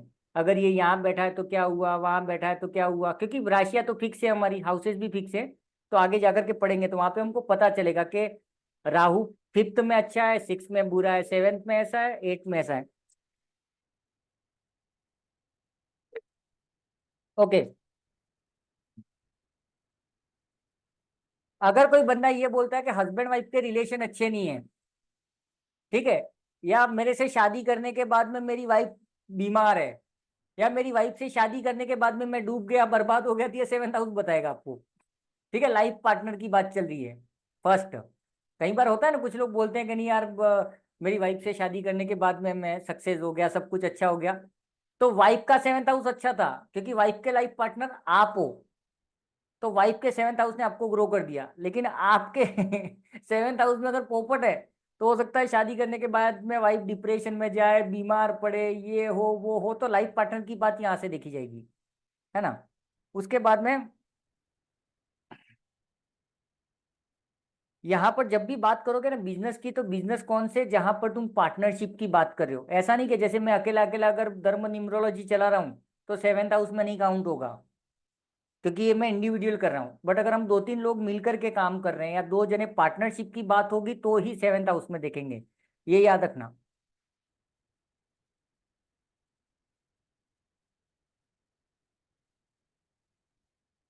डेली इनकम भी आपकी थोड़ी बहुत यहाँ से देखी जाती है, कम ज्यादा कम ज्यादा कम ज्यादा अगर हो रही है, या ग्रो हो रही है, फ्लक्चुएट हो रही है, इसको भी थोड़ा सा यहाँ से देखा जाता है। ओपन इंटरकनेक्ट करेंगे तभी देखेंगे। उसके बाद में अवैध संबंध, इसको क्या बोलेंगे इंग्लिश में, कोई बोल दो भाई मेरे को, मेरा इंग्लिश पोपट है। Extra marital, extra, illicit relationship, हाँ illicit extra relationship, extra marital affair. हाँ, एक तो अवैध संबंध, मतलब अवैध संबंध तो अलग टाइप से हो गया, एक्स्ट्रा मैरिटल अफेयर तो समझ गया मैं, है ना। मतलब कई बार ऐसा होता है ना कि मतलब कोई शादीशुदा है, उसके बाद में भी उसके अफेयर्स चल रहे हैं, वो भी ये 7th हाउस बताएगा कि इसके अफेयर चल रहे हैं कि नहीं चल रहे हैं, कि क्या चल रहे हैं। ठीक है, और 7th हाउस साली का भी है। वो हमारे इंडिया में बोलते हैं ना, साली आदि घर वाली थी, ये लफड़े यहीं से हुए हैं। वो एक्चुअली में लाल किताब में जो बोलते हैं। तो यहाँ पर देखा जाता है कि आपके मतलब शादी के अलावा और रिलेशन कुछ है कि नहीं है ये। इसके लिए लाल किताब में एक रेमेडी दी हुई है, मेरे को याद आ गई तो मैं बता देता हूँ। 7th हाउस को अगर ये मामले में बैलेंस करना है, नहीं एक्स्ट्रा रिलेशन फलाना ढिमका, तो कुछ मत करो। अगर आपकी साली से कभी भी बात होती है, देखो 7th हाउस साली है, तो हम क्या करेंगे, साली से कैसे बेटा, ठीक है ओके, बस लिमिटेड बात करोगे, कट टू कट।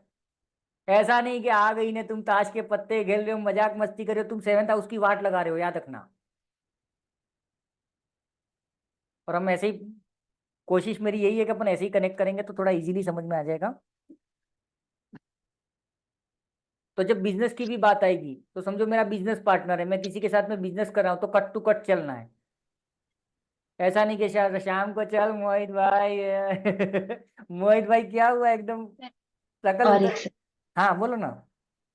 जिसको पैसा बहुत चाहिए, भाई भतीजे के साथ संबंध संबंध अच्छा रखना है सर, 7th हाउस वाले को। भतीजा भतीजा। भतीजा का पैर पड़ना है, कुछ तो गिफ्ट देना है। भतीजा क्या है? भाई का लड़का, छोटे बड़े भाई का लड़का होता है, वही हुआ ना। यस, बहन का भी है ना सर। हाँ नहीं, बहन का तो अगर भांजा कोई होता भाई भाई भाई अगर भाई। कोई है ही नहीं है तो? है। अगर भतीजा है ही नहीं तो उस कंडीशन में फिर क्या करोगे, फिर अपन है ना। एक भाई भी बना लो। भतीजा बना लो। हाँ भतीजा मेरे को बना ले भाई भाई। तो बना लो, फिर भतीजा तो बन ही जाएगा। हाँ, ओके। भांजे। अभी देखो सप्तम हाउस को एक दूसरे एंगल से भी देखा जाता है, क्योंकि इनकम को यहाँ पे कनेक्ट किया ना, डेली इनकम आपकी क्या है। तो आपके घर परिवार को चलाना, आपका खाना पीना, लाइफ लाइफ को चलाना है ना, इसको क्या बोलोगे, सर्वाइवल जो बोलते हैं अपन। सर्वाइवल को आप एक तरह से यहाँ से देख सकते हो, सर्वाइवल का पार्ट है। और याद आया अभी हमने फर्स्ट हाउस को 7th हाउस से कनेक्ट किया था। फर्स्ट हाउस 7th हाउस को देखता है, तो फर्स्ट हाउस क्या बोलता है, हम एक राजगद्दी पे बैठेंगे, सक्सेसफुल हो जाएंगे, लेकिन फर्स्ट हाउस के लिए 7th हाउस में कुछ तो होना चाहिए। लेकिन 7th हाउस अगर खाली पड़ा है तो फर्स्ट हाउस अकेला पड़ जाएगा। आया समझ में यहाँ पे। तो ये दोनों मिल करके आपकी लाइफ को चलाएंगे एक तरह से देखा जाए तो, इनकम के मामले में।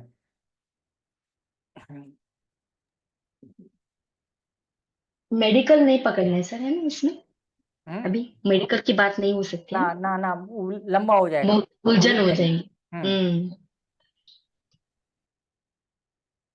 हाँ 7th हाउस में एक चीज और लिख दो, यहाँ पे मेल प्लेनेट होंगे तो मेल को प्रॉब्लम देंगे, फीमेल प्लेनेट होंगे तो फीमेल को प्रॉब्लम देंगे। जैसे सूर्य मेल प्लेनेट है ना, गुरु मेल प्लेनेट है, मंगल मेल प्लेनेट है, वैसे।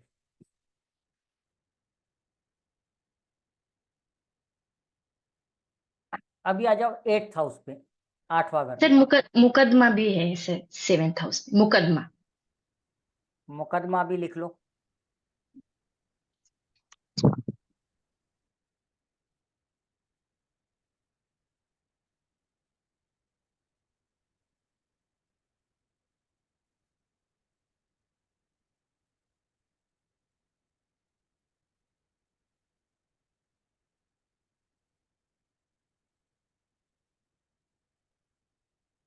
और मैं मेल प्लेनेट लिखने हैं तो साथ में लिख दो, छठे अपना 7वें भाव में सूर्य हो गया, मंगल हो गया और बृहस्पति। गुरु, सूर्य और मंगल ये 3 मेल प्लेनेट हैं। शुक्र और चंद्रमा फीमेल की कैटेगरी में।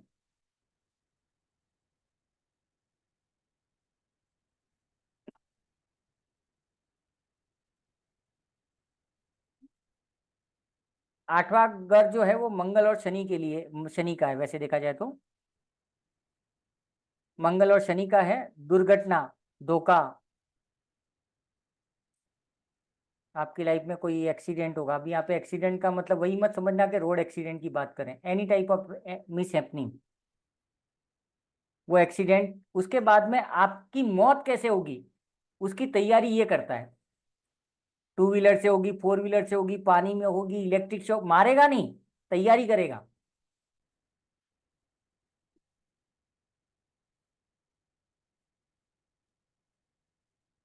एट्थ हाउस मौत का घर बोला गया, लेकिन मौत की तैयारी करता है, मारता ये नहीं है ना।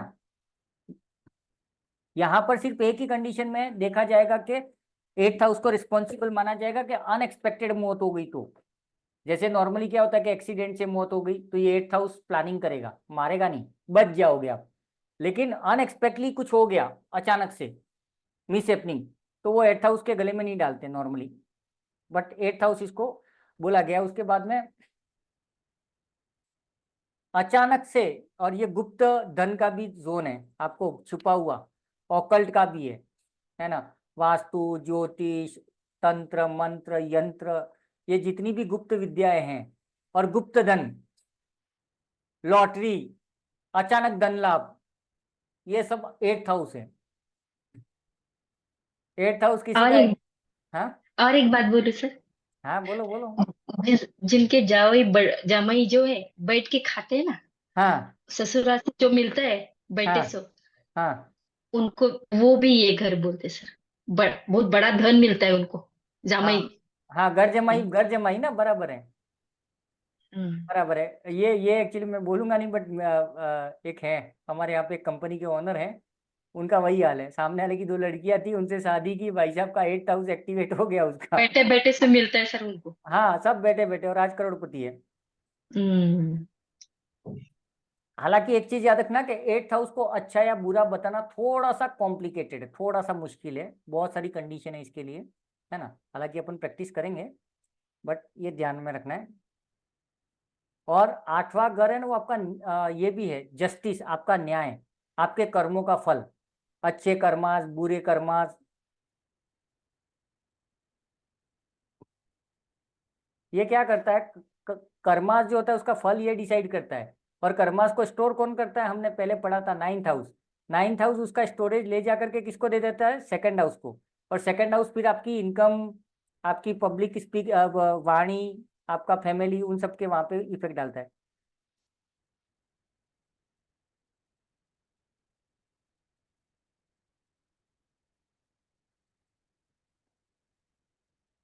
मतलब 8th हाउस को ऐसे पकड़ना कि आंख के बदले आंख चाहिए, वो लेवल का डिसीजन है। शनि का घर है, मंगल का घर है, याद रखना।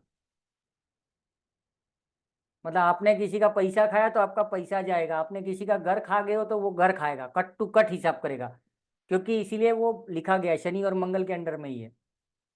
शनि डिसीजन ले लेगा, मंगल पटक देगा आपको।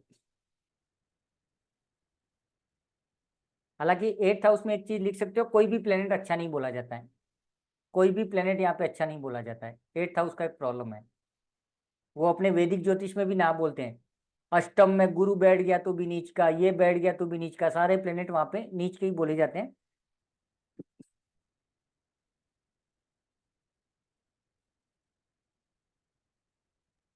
अभी आ जाओ सर 9th इसका हाउस। खाली रहना, हाँ, इसका खाली रहना अच्छा इसका मतलब इसका खाली यस, रहना अच्छा माना जाएगा क्या?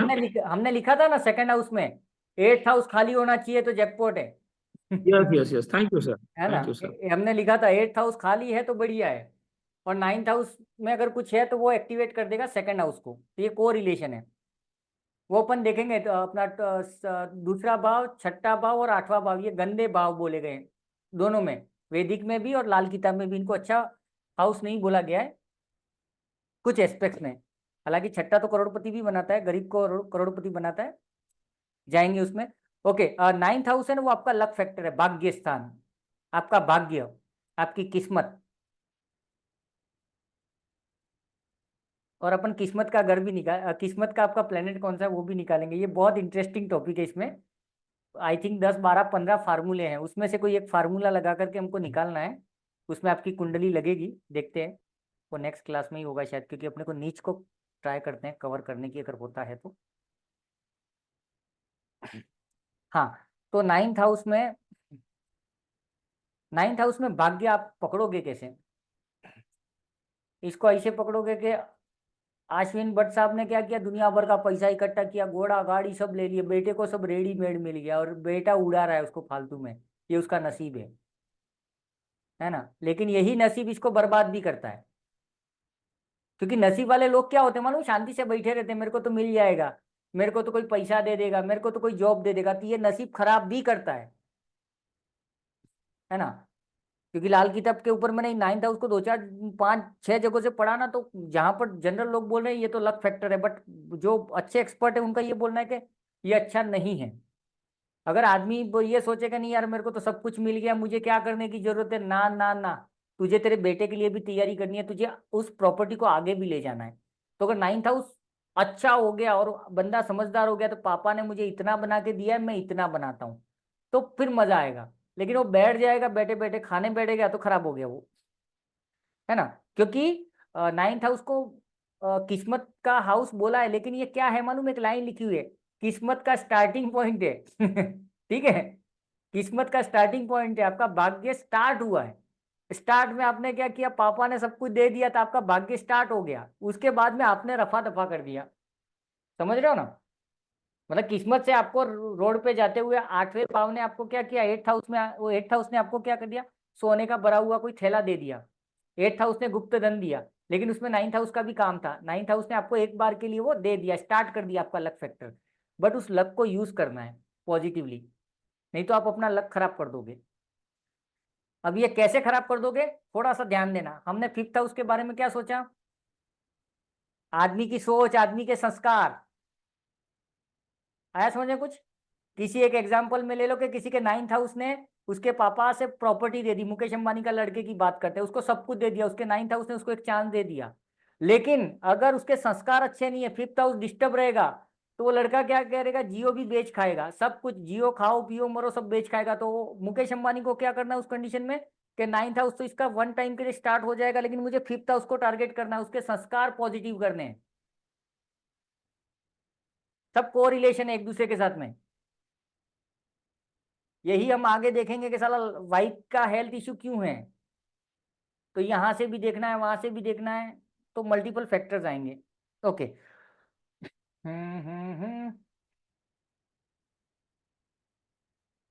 अभी आपका लक फैक्टर काम कब करेगा, सवाल ये खड़ा होता है। तो लक फैक्टर के अंदर जो भी प्लेनेट है, उस प्लेनेट की एज लिखी होती है कि जैसे गुरु 16वें साल में एक्टिव होता है, मंगल 28वें साल में एक्टिव होता है, शनि 32वें साल में एक्टिव होता है। तो 9th हाउस में जो भी प्लेनेट बैठा हुआ है, उसका जब स्टार्टिंग एज होगा उस समय वो एक्टिवेट होगा। तुम सोचो कि मेरे बच्चे का ये बैठा हुआ है, मेरा बच्चा नसीब वाला, ना ना ना, वो तब होगा 32वें साल में या 35वें साल में, जो भी उसका एज आएगा तब। तो तब तक तो उसको तैयारी करनी है, मेहनत करके, wait for that moment. Sir hmm sir जैसे कुंडली में अगर ये 9th हाउस में मान लीजिए, जैसे मेरे इसमें प्लूटो लिखा है, तो प्लूटो के बारे में तो वी डोंट नो एनीथिंग, तो इसके लिए क्या करना पड़ेगा सर अब इसके लिए? उसके लिए 9th हाउस का ओनर कहाँ बैठा है उसको अपन टारगेट करेंगे। ठीक है, 9th हाउस कौन सी राशि है, आई थिंक धनु, नहीं सॉरी, धनु ही है ना, हाँ, गुड धनु बाय मकर कुंभ में। हाँ जुपिटर है आपका, जुपिटर कहाँ पर है,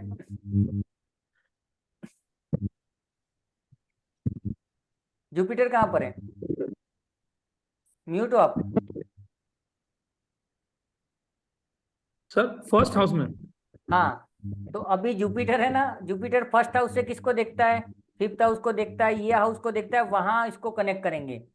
समझे आप, मतलब इसके तरीके हैं कि समझो 159, एक एग्जांपल लेते हैं, first house, 5th house and 9th house, ये तीनों हाउस एक दूसरे से कनेक्टेड है। तो अगर 5th हाउस में कोई प्लेनेट नहीं है तो 5th हाउस संभाल लेता है। 5th हाउस क्या करेगा, फर्स्ट को एनर्जी देगा, 9th को देगा, अगर 9th के पास है तो 9th फर्स्ट और 5th को देगा। समझे, जो किसी ने पूछा था ना मेरा फर्स्ट हाउस खाली है तो मैं क्या करूं, तो ये कोरिलेशन है कि 3 प्लेनेट में से कहीं पर कोई तो प्लेनेट होगा तो वहां से पुश करेगा उसको। अभी वो पुश कैसे करवाना है वो हमको समझना पड़ेगा। Okay, thank you sir. एक सर, एक ये जो मेरा है ना सर 9th हाउस, इसमें शनि और बुध बैठा हुआ है। बैठे रहने दो उसको, अभी 2-3 क्लासों तक बैठे रहने दो, जब तक अपन प्लेनेट पे नहीं जाते हैं। अभी प्लेनेट पे दिमाग कपाना ही नहीं है, नहीं तो ऑक्सीजन पे चले जाएंगे सब। बेकार सब्जेक्ट है, मैं खुद बोल रहा हूँ, मैं खुद, मुझे इतना रिपीटेशन करना पड़ रहा है ना, मतलब मेरी कुंडली, वाइफ की कुंडली, बच्चों की कुंडली, पता नहीं क्या क्या कर रहा हूँ, तब जाकर के मैं आया हूँ साथ में। ओके, अभी एक चीज और याद रखना कि ये जो 9th हाउस है ना, उसको आप लाल किताब की भाषा में इसको दरिया बोला गया, महासागर बोला गया, स्टोरेज है। मालूम है, हमने पढ़ा था 2nd हाउस में आपको रिजल्ट कब मिलेंगे, 9th हाउस में जो स्टोरेज है आपका कर्मास का। ठीक है, तो इसको पास्ट लाइफ कर्मास भी बोलते हैं शायद। मीनाक्षी जी सही हूं ना मैं, पिछले जन्म का कर्म भी यहीं से देखा जाता है ना, if I am not wrong. 8th है कि 9th है, 9th ही है ना। हाँ हाँ 5th हाँ, तो ये भी याद रखना है। 5th और 9th दोनों भी। तो लाल किताब में इसको दरिया क्यों बोला गया है, क्योंकि ये स्टोर करके रखा है तुम्हारे पिछले जन्म के कर्मास, ये जन्म के कर्मास, और फिर आपको इनकम देगा, सेकंड हाउस को एक्टिवेट करेगा ये। सर जो लोग ट्रैवल्स भी करते हैं ना, हाँ। बहुत बस ये ट्रैवल्स पर्यटन बोलते हैं हम्म। तो इस हाउस से हाँ, अभी अश्विन जी का जवाब यहाँ पर एक आ गया। अगर 9th हाउस एक्टिव नहीं है, ठीक है, तो सेकंड हाउस से इसको एक्टिवेट किया जा सकता है, सेकंड हाउस से इसको पुश किया जा सकता है, ठीक है। और 9th हाउस से सेकंड हाउस को भी पुश किया जा सकता है। ये कोरिलेशन है सेकंड और 9 का, 29912 का, ठीक है ना। ओके। उच्च शिक्षा भी दिखते हैं। हाँ, वो तो लक फैक्टर उच्च आ गया तो शिक्षा। कुछ भी कर लेगा बना। अभी आ जाओ 10th हाउस में। 10th हाउस भी बड़ा मजेदार है।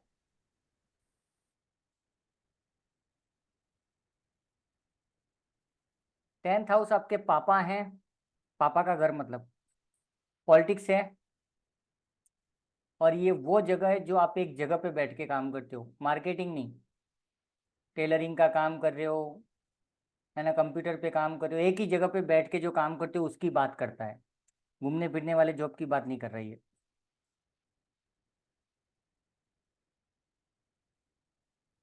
और 10th हाउस से क्या देखा जाता है कि समझो मैं एक जगह बैठ के ही पढ़ाता हूँ, अगर समझो धर्म न्यूमरोलॉजी अगर मेरा बिजनेस है, 2 मिनट के लिए अगर बोले, तो 10th हाउस से ये देखा जाएगा कि ये बिजनेस को मैं कैसे करता हूँ, मेरा प्रेजेंटेशन क्या है, मेरा स्टाइल क्या है, मेरा वर्किंग क्या है, ठीक है ना। भारती बैठ के समझो टेलरिंग कर रही है, या नल्ला जी अपना मार्केटिंग का काम कंप्यूटर पे बैठे बैठे ही करते हैं, तो हम सबका वर्किंग स्टाइल क्या होगा वो 10th हाउस से पता चलेगा, वो सही है या गलत है।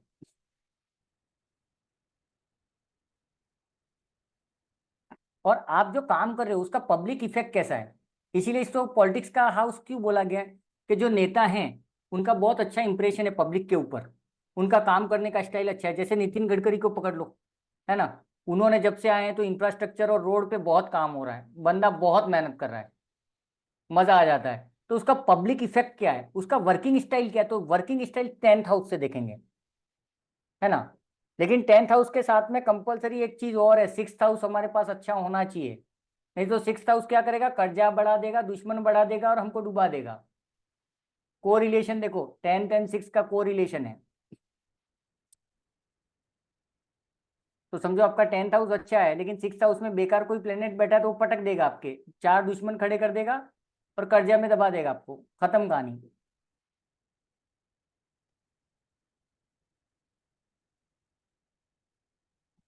आपकी डेडिकेशन, आपके काम की एनर्जी, काम का तरीका, ये सब है। डेडिकेशन और एनर्जी भी आप चाहो तो लिख सकते हो। 10th हाउस से ये भी देखेंगे कितनी ताकत से बंदा बैठा हुआ है, शिद्दत बोलो, ताकत बोलो, वो सारी चीजें। अभी आ जाओ 11th हाउस, 11वां घर।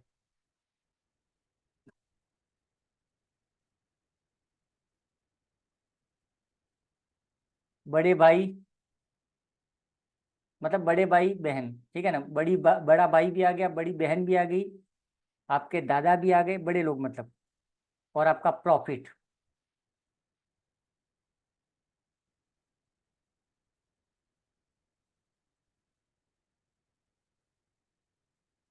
और अध्यात्म स्पिरिचुअलिटी भी यहीं से देखी जाती है, आदमी कितना स्पिरिचुअल है।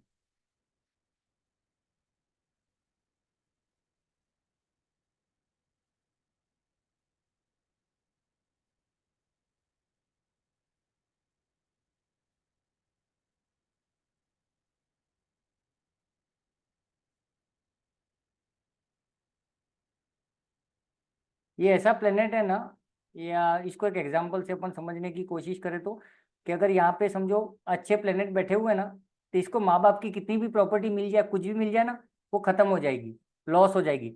लेकिन बंदा अपनी मेहनत से अपने बलबूते पे वापस खड़ा कर देगा एम्पायर, ये वो है ना।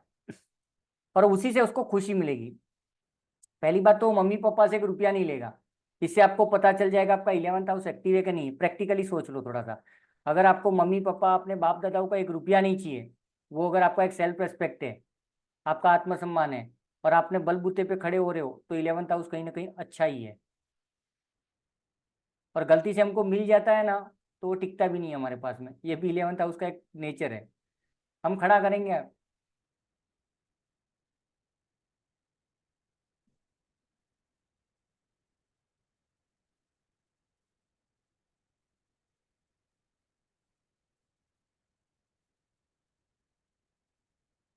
अभी आ जाओ 12th। 12th है आपके एक्सपेंस, खर्चे। आपको मोक्ष मिलेगा कि नहीं मिलेगा वो भी यहीं से डिसाइड होगा। आपका एक्सपेंस, खर्चा, मोक्ष, और यहाँ पे भी कर्जा देखा जाता है। लेकिन यहाँ का कर्जा कौन सा है? जो कभी ना उतरे। एक कर्जा उतारा, दूसरा ले लिया, दूसरा उतारा, तीसरा ले लिया, बैक टू बैक कर्जा अगर है तो वो 12th हाउस में है।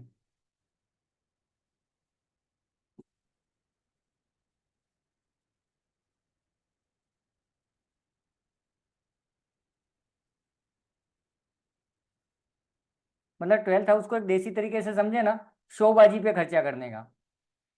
मतलब जेब में 10 रुपया नहीं है लेकिन लाखों का शोबाजी करने का, है ना। तो ये नाटक होते हैं फालतू के, मतलब खर्चा करवाएगा बेकार का।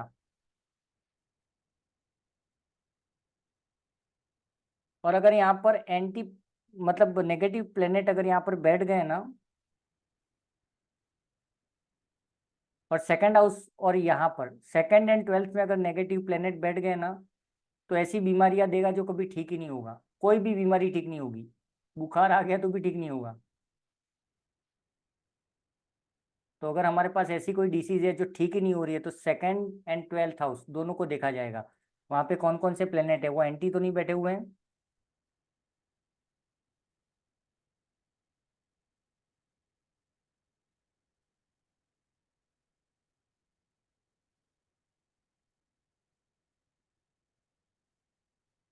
और 12th हाउस को एक्टिव करने के लिए, ठीक करने के लिए फर्स्ट हाउस का सपोर्ट लिया जाता है। और फर्स्ट हाउस में अगर प्लेनेट नहीं है तो सेकंड हाउस को टारगेट किया जाएगा। ये एक कंडीशन है, लिख लो, इसका एक रूल है। 12th हाउस को ठीक करने के लिए फर्स्ट हाउस को सपोर्ट में लिया जाएगा। अगर फर्स्ट हाउस खाली है तो हम सेकंड हाउस को टारगेट करेंगे।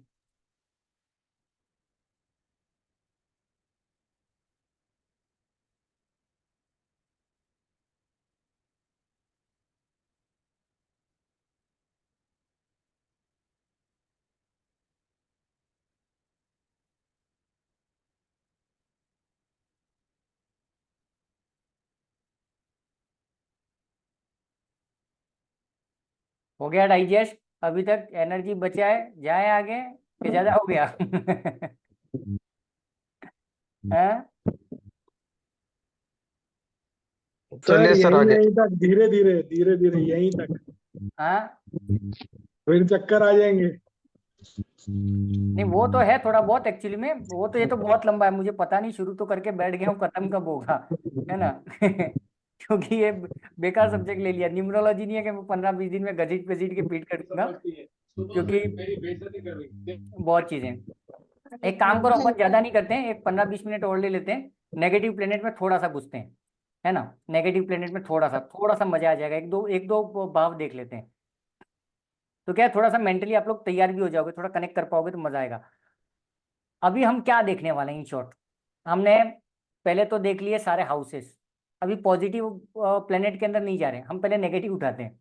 तो फर्स्ट हाउस में नेगेटिव प्लेनेट, सबसे गंदा प्लेनेट कौन सा होता है? नीच का, वो देखेंगे। सेकंड हाउस में नीच का कौन सा है, थर्ड हाउस में नीच का कौन सा है, उसको टारगेट करें, समझे।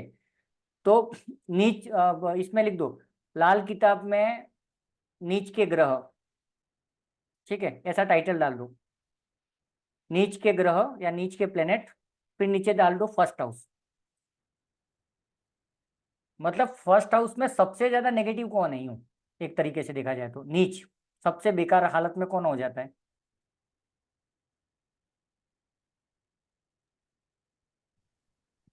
पैटर्न। फर्स्ट हाउस में शनि नीच का होता है, लिखो चलो। फर्स्ट हाउस में, अरे सॉरी, शनि नीच का है, ठीक है। क्यों नीच का है पता चल गया ना, सूर्य वहां पे हाईएस्ट है तो शनि वहां पे लोएस्ट हो गया। तो क्या होगा, बाप बेटे के बीच में नहीं बनेगी, प्रॉब्लम क्या होगी, लिखो। फर्स्ट हाउस में अगर शनि है तो वो नीच का हो गया। इसका इफेक्ट क्या होंगे, बाप बेटे के बीच में नहीं जमेगा।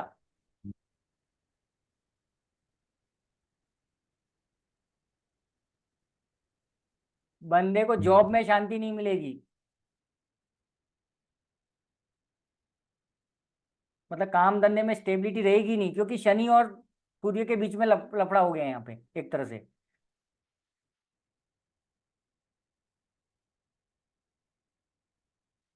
और बॉस के साथ नहीं जमेगी तीसरी लाइन में, क्योंकि फर्स्ट हाउस सूर्य का है, तुम शनि लेके बैठ गए, अपना शनि लेकर के उधर जाओगे, है ना, तो तुम अपने शनि को लेकर के बॉसगिरी करोगे कि मैं ही बॉस हूँ, लेकिन तुम्हारा असिस्टेंट तुम्हारा बॉस बन जाएगा वहां पे। तो कहीं ना कहीं सीनियर जूनियर के बीच में आर्ग्यूमेंट्स होंगे, स्टेबिलिटी वहां पे हिल जाएगी, और जॉब बिजनेस में वाट लगाएगा ये। सर ये ना सारे मेरे साथ हो रहे हैं। वो मैं जब ये पढ़ रहा था ना, उसमें मुझे याद आया, मैंने कहा विनीत भाई का काम हो गया यहाँ पे। है ना। ठीक है, सेकंड हाउस चलो।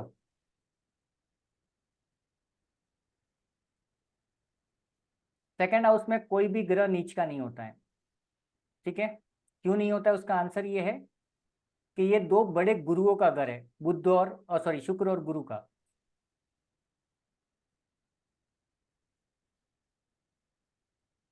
तो किसी भी प्लेनेट को यहाँ पे नेगेटिव नहीं बोला गया है। सर ये शुक्र और दूसरा कौन सा ग्रह? गुरु, देव गुरु और दैत्य गुरु, शुक्र और गुरु, बृहस्पति और शुक्राचार्य दोनों। सर चंद्र और शनि बैठे हैं तब शनि नीच के नहीं होगा सर? नहीं होगा, शनि वही तो देखो, उसमें गुरु की सपोर्ट मिली है ना उसको। नहीं सर, विश्व योग बना देता ना शायद, हाँ, विश्व योग बना देता सर। वो तो वो बनाता है ना अपना वैदिक। अच्छा अच्छा। है ना। वो तो मेरे भी लफड़े हो गए, मेरा सेकंड हाउस में शुक्र बैठा हुआ है, कन्या राशि में नीच का बैठा हुआ है, लेकिन लाल किताब बोलती है कि शुक्र तो अपने घर में बैठा हुआ है, तो किताब ही बदल गई है। इसके लिए मैं भी, ये सब मेरे दिमाग में भी बहुत कुछ चला था। ओके, थर्ड हाउस पे आ जाओ।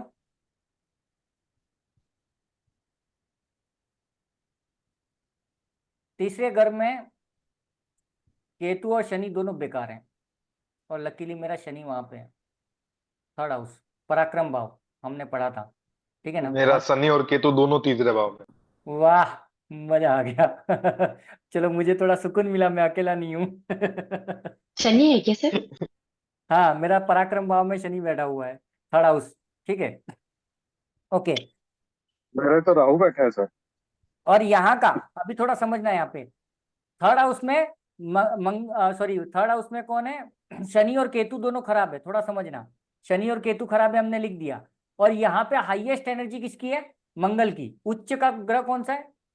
मंगल, तो लिख दो यहाँ पे उच्च का ग्रह मंगल है। तो लफड़ा क्या होगा वो देखो भी। मंगल कौन है?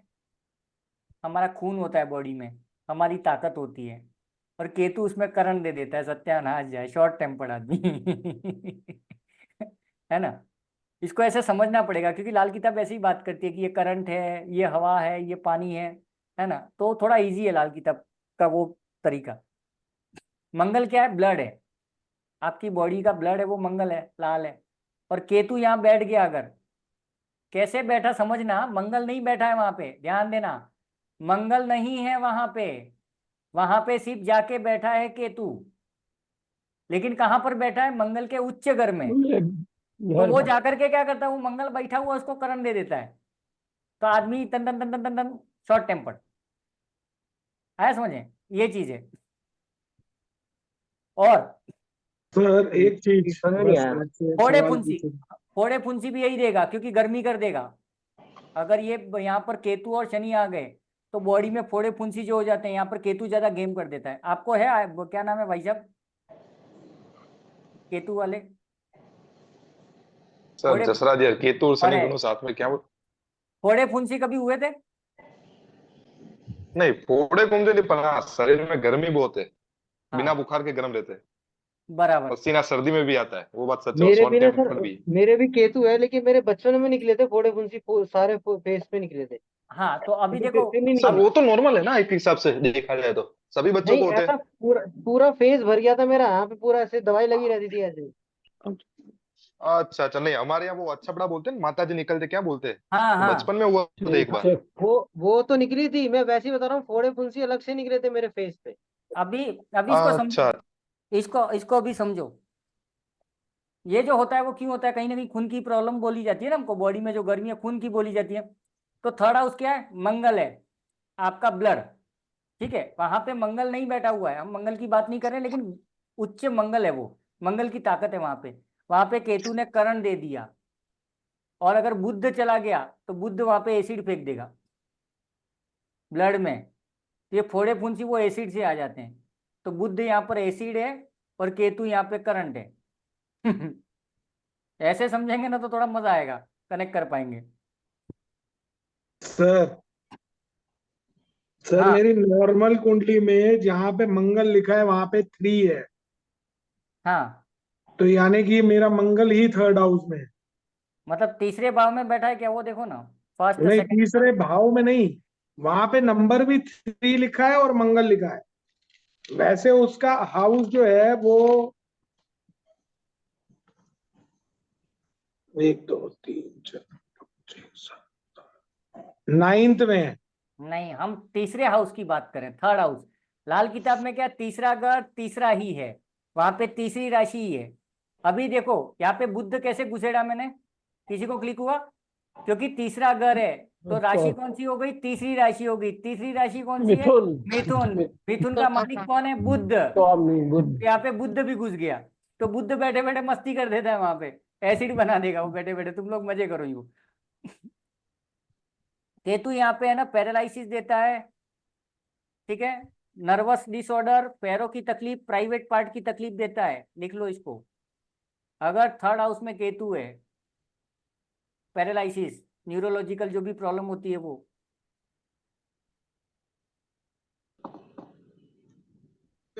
नर्वस सिस्टम में दिक्कत, और थर्ड क्या बोला सर? प्राइवेट पार्ट, अच्छा। पैरों की तकलीफ, केतु है ना तो पैरों की तकलीफ दे देगा। केतु हमारे पैर हैं, वो जाके मंगल के पास बैठ गया तो मंगल उसकी वाट लगा देगा, साले तू इधर क्यों आया करके, है ना, वो चीज है। अच्छा, यहाँ पर ये भी लिख दो कि सन मून एंड जुपिटर बहुत अच्छे हैं यहाँ पे, sun moon and Jupiter are good here. सूर्य, गुरु और चंद्रमा तीनों यहाँ पर अच्छे हैं।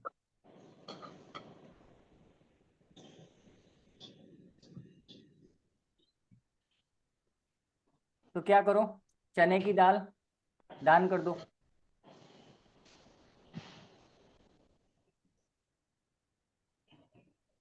ठीक है।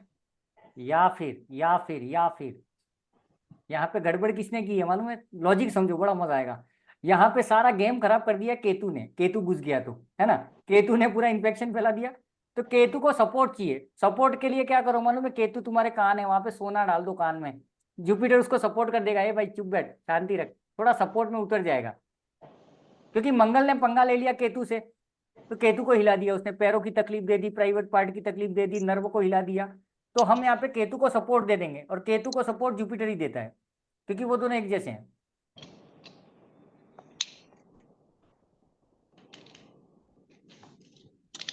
सर दोनों कान में या एक कान में होता है वो भी?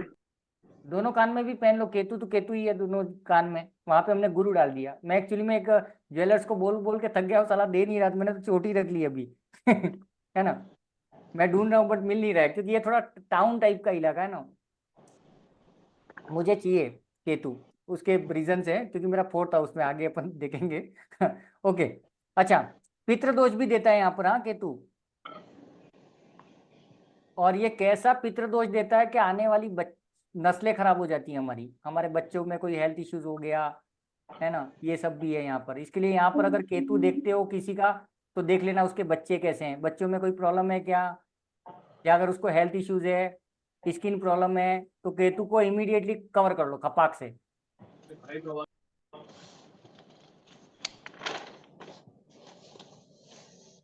सुदाम जी ये कैसे घुसे पड़े हो रे बाबा, पोस्टर फाड़ के निकला हीरो।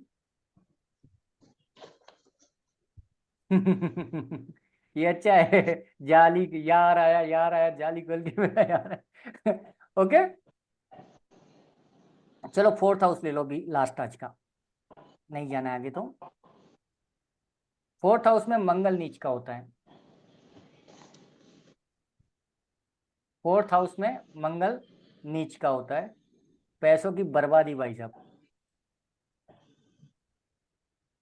या आपकी माँ को, आपकी मौसी, मासी जो बोलते हो, सबको खत्म कर देगा भाई साहब, खत्म कर देगा बोल रहा हूँ। परेशान तो छोटी मोटी चीज है, फोर्थ हाउस में मंगल है। और इसका बेस्ट एग्जांपल आपके सामने शर्मा जी हम बैठे हुए हैं, मेरे फोर्थ हाउस में मंगल बैठा था, मम्मी को पैरालिसिस हुआ और मम्मी आज इस दुनिया में नहीं है। अब ये किसी कबूतर ने, किसी पंडित ने पहले से अक्कल दे दी होती तो शायद कुछ और होता, बट ठीक है चलो, कर्मास बोलो अपने, और क्या बोल सकते हैं, अपनी किस्मत की बात है। फोर्थ हाउस में मंगल, पैसे तो खत्म कर दिए उसने, और मम्मी को भी खत्म कर दिया, है ना। मतलब ये क्या करेगा, फोर्थ हाउस क्या होता है मालूम है, हमारा घर, हमने पढ़ा था मालूम है, हमारा परिवार, हमारा हाउस खत्म कर देता है भाई साहब, खत्म कर देता है। मम्मी को खत्म किया, मौसी को खत्म किया, परिवार को ही खत्म कर दिया, भाई अलग, पापा अलग, मम्मी अलग, सब खत्म। नाम के लिए सिर्फ तुम बाप बेटे हो, परिवार हो, यह हालत पैदा कर देता है मंगल यहाँ पे। और इसका बेस्ट एग्जाम्पल मैं हूं, और मैंने अश्विन जी, अपनी जब क्लास चल रही थी, आप लोगों की जब क्लास चल रही थी ना, उस समय है ना, कोई तो एक था जिसने ना यूएस या कनाडा में एक एनआरआई एस्ट्रोलॉजर है प्लस न्यूमरोलॉजिस्ट थी, उससे बात कराई थी, शायद लाइव क्लास में बात तो हुई थी, हमारा छोटा सा इंट्रोडक्शन हुआ था। उसके बाद में मैंने बोला पर्सनली मेरे से बात करना, because I was very happy कि पीएचडी थी लेडीज एस्ट्रोलॉजी में। 10-15 मिनट बात हुआ, बात होने के बाद में मैंने कहा क्या आप क्या करते हो, हस्बैंड क्या करते हो, बातों बातों में पता चल गया कि हस्बैंड के साथ रिश्ते अच्छे नहीं है, बाकी फैमिली इंडिया में, बच्चे वहां हैं, ये हैं। तो मैंने सीधा एक ही चीज बोल दिया, मैंने कहा फोर्थ हाउस में मंगल, पकड़ो चीजों को। अगर किसी का परिवार की लगी पड़ी है, कोई किसी के साथ नहीं है, पूरे सब परिवार में सब होकर के भी कुछ नहीं है, फोर्थ हाउस डिस्टर्ब है, और चांसेस है कि मंगल यहाँ पे वाट लगाएगा। क्योंकि हमने क्या बोला, सबसे बड़ी नेगेटिव एनर्जी यहाँ पर कौन है, नीच ग्रह मंगल है, बाकी तो थोड़ा बहुत नुकसान करेगा। इसने सुबड़ा साफ कर दिया। तो उसने बोला कि हाँ सर, आपको कैसे पता चला, आपको तो एस्ट्रोलॉजी नहीं आती है। मैंने कहा कि मेरी माँ, वो जाने दे, ये है ना। हम तो बोले हैं। तो मैंने उससे एक क्यूरोसिटी के हिसाब से पूछा कि मैंने कहा यार आपने पीएचडी की है, इतने साल से प्रैक्टिस कर रहे हो, इसका कुछ रेमेडी बताओ। नहीं हूँ सर, नहीं कर पाती हूँ, मेरे को कुछ नहीं मिला, ये वो। मैंने कहा भाड़ में गया।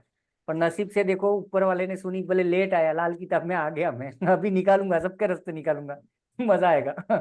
ठीक है ना।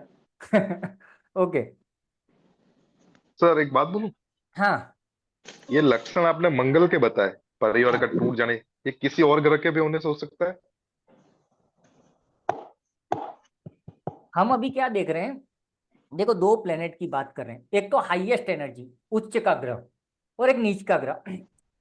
मैं दूसरे प्लेनेट क्यों नहीं लाया हूँ, थोड़ा आपका मेंटली आप तैयार हो जाओ, थोड़ा समझ में आए, थोड़ा इजी करने के लिए। क्योंकि मेरे नोट्स में तो सब घुसा पड़ा है, मैं जिस हिसाब से मैं सीख रहा हूँ वहाँ पे तो सत्यानाश है, वो तो पल्ले ही नहीं पड़ेगा, 10 मिनट में क्लास छोड़ दोगे। तो मैंने क्या किया, थोड़ा थोड़ा मतलब टॉपिक ले रहा हूँ कि उच्च के ग्रह क्या कर रहे हैं, नीच के ग्रह क्या कर रहे हैं, तो थोड़ा मौसम बनेगा आप लोगों का। हाँ यार, थोड़ा थोड़ा पल्ले पड़ रहा है, सीखेंगे, है ना। उसके बाद में फिर बाद में मैं पॉइजन दे दूंगा आप सबको। तो उसमें कैसा होगा जसराज भाई, के अपन प्लेनेट को पढ़ेंगे कि चौथे भाव में अगर मंगल है तो क्या होगा, शनि है तो क्या होगा, मतलब 9 प्लेनेट को अपन घुमाएंगे 12 हाउसेज में, तो वहां पर डाउट क्लियर होंगे। अच्छा ऐसा होगा, तो वो 9 दिन तो अपने उसी में चले जाएंगे, एक एक प्लेनेट को एक एक घर में घुमाने में, है ना। तो एक दिन सूर्य को देखा, एक दिन मंगल को देखा, ऐसे आएगा। क्योंकि मुझे भी इंटरेस्ट है ना ये सीखने का, मुझे भी नहीं आती हो। ओके, जाना है आगे। हाँ सर, निगेटिव लिखा दीजिए 9 पूरे। ओके, बारह। तो चलो आ जाओ फिफ्थ हाउस में। नीच का मंगल ग्रह है, उच्च का कौन सा है? उच्च के तो पढ़ा दिए ना 12 पहले, घर जिसका घर है। फोर्थ हाउस चंद्रमा का है, लिख लो, उच्च का वैसे वहां पे चंद्रमा है। अच्छा, जो स्वामी है वो उच्च का है मतलब? नहीं चंद्रमा, एक सेकंड दे, एक मिनट, एक मिनट। वहां पे है ना गुरु उच्च का है, ठीक है। फोर्थ हाउस में गुरु उच्च का है, वो घर चंद्रमा का है ना, कर्क राशि, उसके हिसाब से। अभी फिफ्थ हाउस जो है ना, फिफ्थ हाउस है एक्चुअली में किसका चाहिए तो लिख लो साथ में। फिफ्थ हाउस अपना इसका है, क्या बोलते हैं, सूर्य का। सॉरी, सिंह राशि। हाँ सूर्य का है, सिंह राशि है तो सूर्य का है ना। तो सूर्य उच्च का हुआ इसमें। हाँ सर एक लाइन बोलूं? हाँ बोलो ना। सर जैसे इसमें है ना 12 के 12 घर में, एक तो जैसे आप बताए 1 नंबर मंगल का, तो मंगल की जमीन सूर्य का मकान ऐसे, तो 5th हाउस सूर्य की जमीन गुरु का मकान ऐसे। तो जैसे आप बताए ना 4th हाउस चंद्रमा का घर और गुरु उच्च का ऐसे। वो तो दो आप अलग जो अलग बता रहे हैं ना वो ऐसे ही एक्चुअली में वो मैं एक्चुअली में क्या हुआ है, मेरे पास एक चार्ट पड़ा हुआ है लेकिन उसके अंदर है ना वो लिखना भूल गया हूँ मैं, है ना। ये देखो मेरे पास पड़ा हुआ आई थिंक ये रहा ये, और मैंने भेजा भी था ये अपना लाल किताब वाले ग्रुप में दिया था मालूम है। तो ये जितने ब्लू प्लेनेट है ना ब्लू वाले, वो यहाँ पर कौन है, उच्च के हैं और नीच के अभी अपन पढ़ रहे हैं। जैसे यहाँ पे सूर्य उच्च का है, शनि नीच का है, ठीक है। सेकंड हाउस में कौन उच्च का है, नीच का है, तो यहाँ पर अभी बृहस्पति अपनों ने पढ़ा अभी सिंह राशि में है। तो यहाँ पर देखो सिंह राशि में कोई भी प्लेनेट उच्च का और नीच का नॉर्मली नहीं माना जाता है, ठीक है। ये भी लिख लो एक लाइन कि 5वें घर में कोई भी ग्रह उच्च या नीच का नहीं माना जाता है। बट राहु और शनि है तो प्रॉब्लम देंगे। राहु होगा तो एबॉर्शन करवा देगा या बच्चे ही पैदा नहीं करने देगा, वो क्या बोल सकते हैं, कंसीव में प्रॉब्लम दे देगा। और केतु होगा तो केतु में अपन नहीं पढ़े अभी। यहाँ पर तो वैसे कोई प्लेनेट बुरा नहीं है, दो ही प्लेनेट बुरे बोले गए हैं, राहु और शनि। तो हम राहु और शनि की बात करेंगे, है ना। तो राहु क्या करेगा, या तो मतलब कंसीव में प्रॉब्लम देगा या बार बार अबॉर्शन करवा देगा। दूसरा चीज, अगर शनि है यहाँ पर तो उल्टे पुल्टे ब्रह्म में डाल देगा। ब्रह्म को क्या बोलोगे इंग्लिश में? इल्यूजन। हाँ है ना। हाँ मतलब कुछ भी वो फालतू के इल्यूजन में डाल देगा। अरे हाँ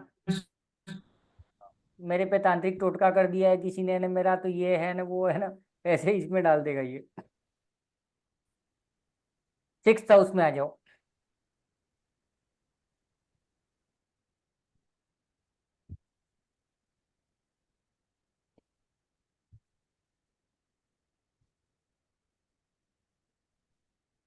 यहाँ पर है ना 6th हाउस में है ना शुक्र और केतु बहुत बैड है। शुक्र और केतु दोनों बेकार है यहाँ पे।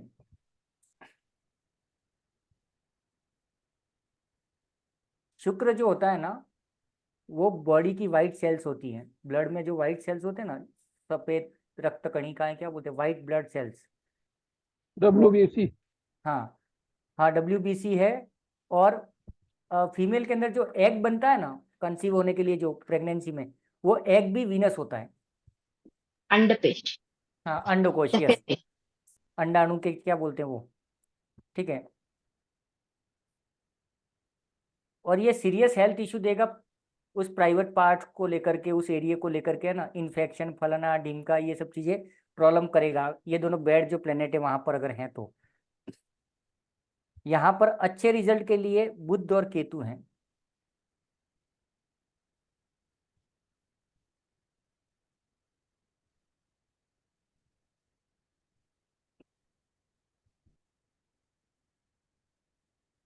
सर बैड के लिए कौन से बोले थे आपने? शुक्र और केतु यहाँ पर बैड है, ठीक है ना। तो और गुड में भी आपने बुध और केतु बोल दिया। शुक्र और केतु बुरे हैं। हाँ गुड में भी आपने केतु बोल दिया, बुध एंड केतु। अभी लफड़ा क्या है यहाँ पे कि शुक्र और केतु, या तो मेरे आपसे कुछ गलती हुई है शायद, मे बी। बुध और केतु, एक काम मुझे देख लेने देना वापस, अभी के लिए लिख दो बुध। एक सेकंड, 6th हाउस में सर केतु होगा, क्योंकि केतु रहने से कोई उसको पराजित नहीं कर सकता, शत्रु खुद अपने आप परास्त हो जाता है, ऐसा बताया जाता है केतु 6ठे भाव को शायद। हाँ केतु तो एक, शुक्र ने व्हाइट सेल्स और एक को, तो शुक्र ने तो यहाँ पे वाट लगा दी। बुध और केतु यहाँ पे गुड है, वो भी ठीक है। एक से कुछ तो गड़बड़ की है मैंने, कुछ तो गड़बड़ की है। एक सेकंड मेरे को एक काम करो, मैं इसको बताता हूँ, रुको।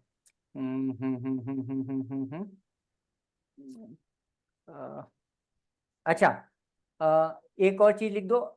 जो सेक्सुअल एनर्जी की बात करें, वो लो है कि हाई है, वो भी यहीं से डिसाइड होगा।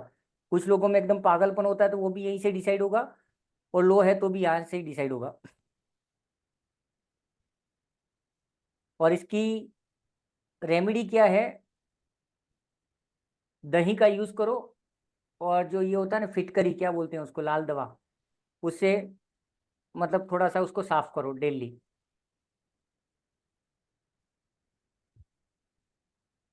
तो ये यहाँ की रेमेडी हो जाएगी अगर प्राइवेट पार्ट्स को लेकर के कुछ इन्फेक्शन है, कुछ हेल्थ इश्यूज है वहां को लेकर के, है ना।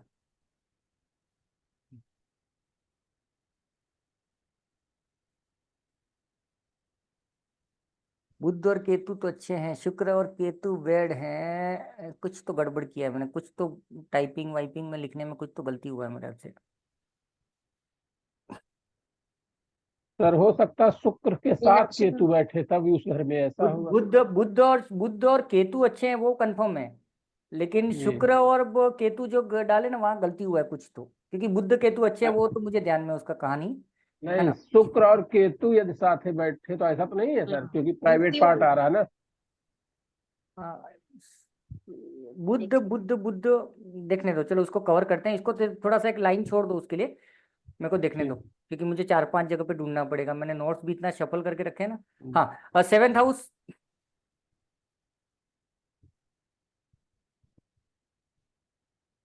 सेवेंथ हाउस में ना सूर्य बैड है, यहाँ पे सूर्य नहीं होना चाहिए 7th हाउस में, क्योंकि ये वीनस की जगह है, लाइफ पार्टनर की बात हो रही है ना।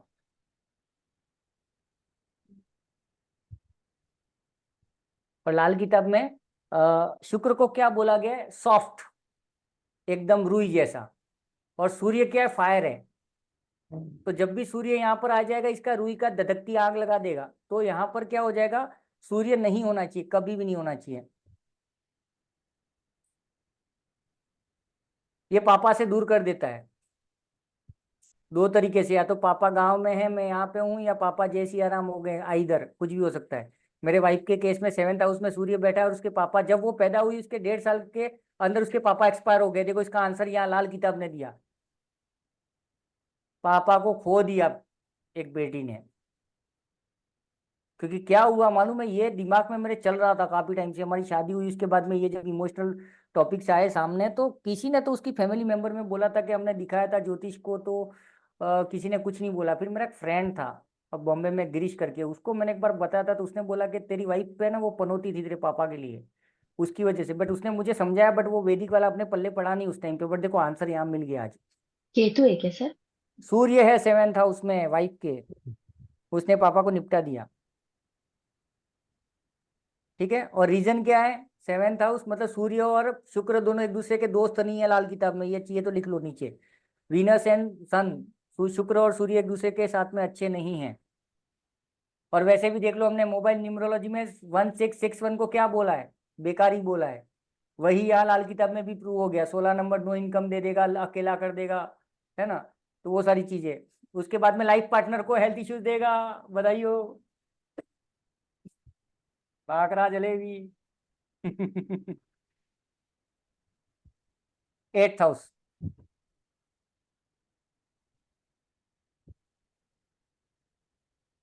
एट्थ हाउस में चंद्रमा सबसे बेकार होता है, और देखो मेरा चंद्रमा वही है। ये क्या करेगा, लंबी जिंदगी देगा, 100 साल जिएगा आदमी, वो बोलते हैं ना 8th हाउस में चंद्रमा लंबी जिंदगी देगा। एक तो साला तू वहां पे खराब जाके बैठा हुआ है, ऊपर से लंबी जिंदगी दे रहा है, और तकलीफ क्या दे रहा है मालूम है, मेंटली स्ट्रेस, डिप्रेशन, टेंशन, ये सब। और फिर धीरे से बोलता है दूसरों से जलने का नहीं हूं। अरे तेरी मेरी यार, खुद के तो लाले पड़े हैं, दूसरों से क्या जलूं यार, खुद से फुर्सत नहीं है। है ना।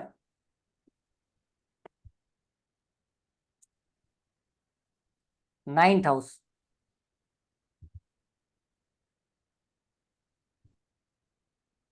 नाइन्थ हाउस में राहु बेकार है,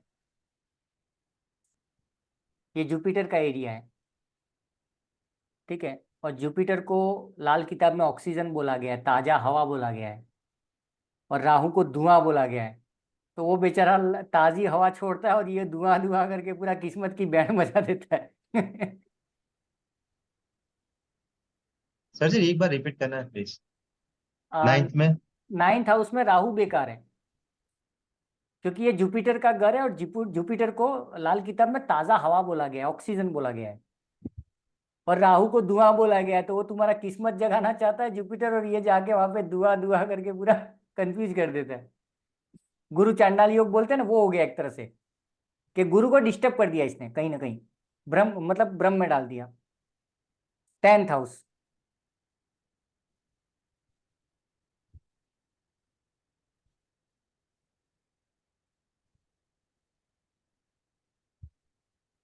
अभी मजेदार, 10वें घर में सबसे बेकार होता है जुपिटर।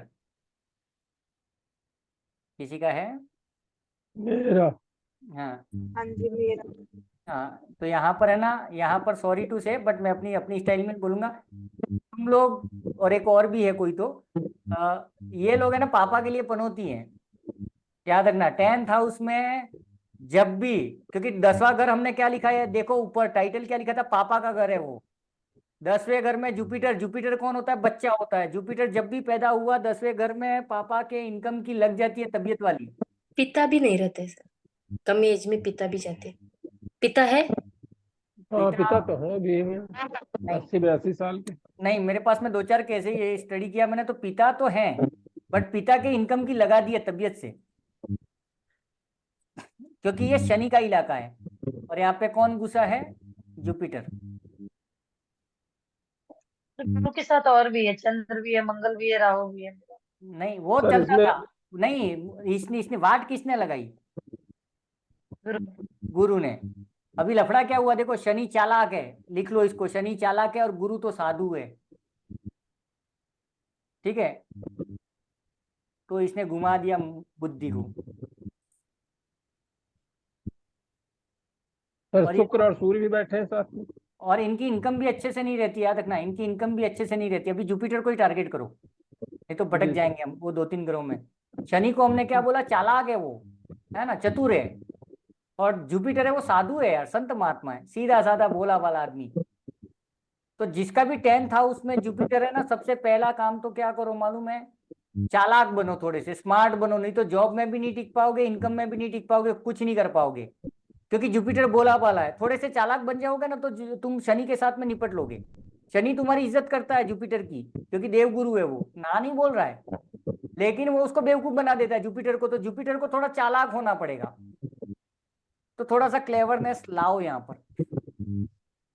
ठीक है ना। अभी मैं यहाँ पर एक चीज बोल सकता था कि तुम सब लोग है ना केसर का तिलक कर दो। 47 मोबाइल में 7447। नहीं, ये 4774 थोड़ा हुआ, 8 की बात चल रही है, शनि और गुरु की बात चल रही है। 3883, यहाँ पर 8 क्या करता है? चालाकी ही करता है, 3 का नॉलेज यूज करके मार्केटिंग करता है वो 3883 मोबाइल वाला ही है ना। तो 2 चीजें करनी है, चुस्त नीट एंड, मतलब चुस्त दुरुस्त क्या बोलोगे इसको अच्छी तरीके से समझने के लिए, मतलब प्रॉपरली एक्टिव रहो, काम को लेकर के, बिजनेस को लेकर के, इनकम को लेकर के, और चालाक रहो, थोड़े से बोले मत बनो, 10 बार सोचो कुछ भी करने से पहले, ठीक है ना। ओके, हाँ समझ गया आपने क्या बोला हसमुख भाई, मोबाइल नंबर में 4774 ले लो, चालाक हो जाओगे बराबर है, ये सही तरीका है। ओके, अभी आ जाओ 11th हाउस।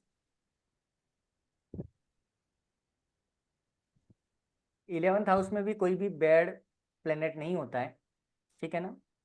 दूसरा घर, 5वां घर और 11वां घर, इन तीनों में कोई भी नीच का ग्रह नॉर्मली नहीं होता है। सॉरी 2511 है ना, तो 11वें घर में भी कोई भी नीच का नहीं है, बट बुध और राहु कुछ हद तक बुरे हैं यहाँ पे।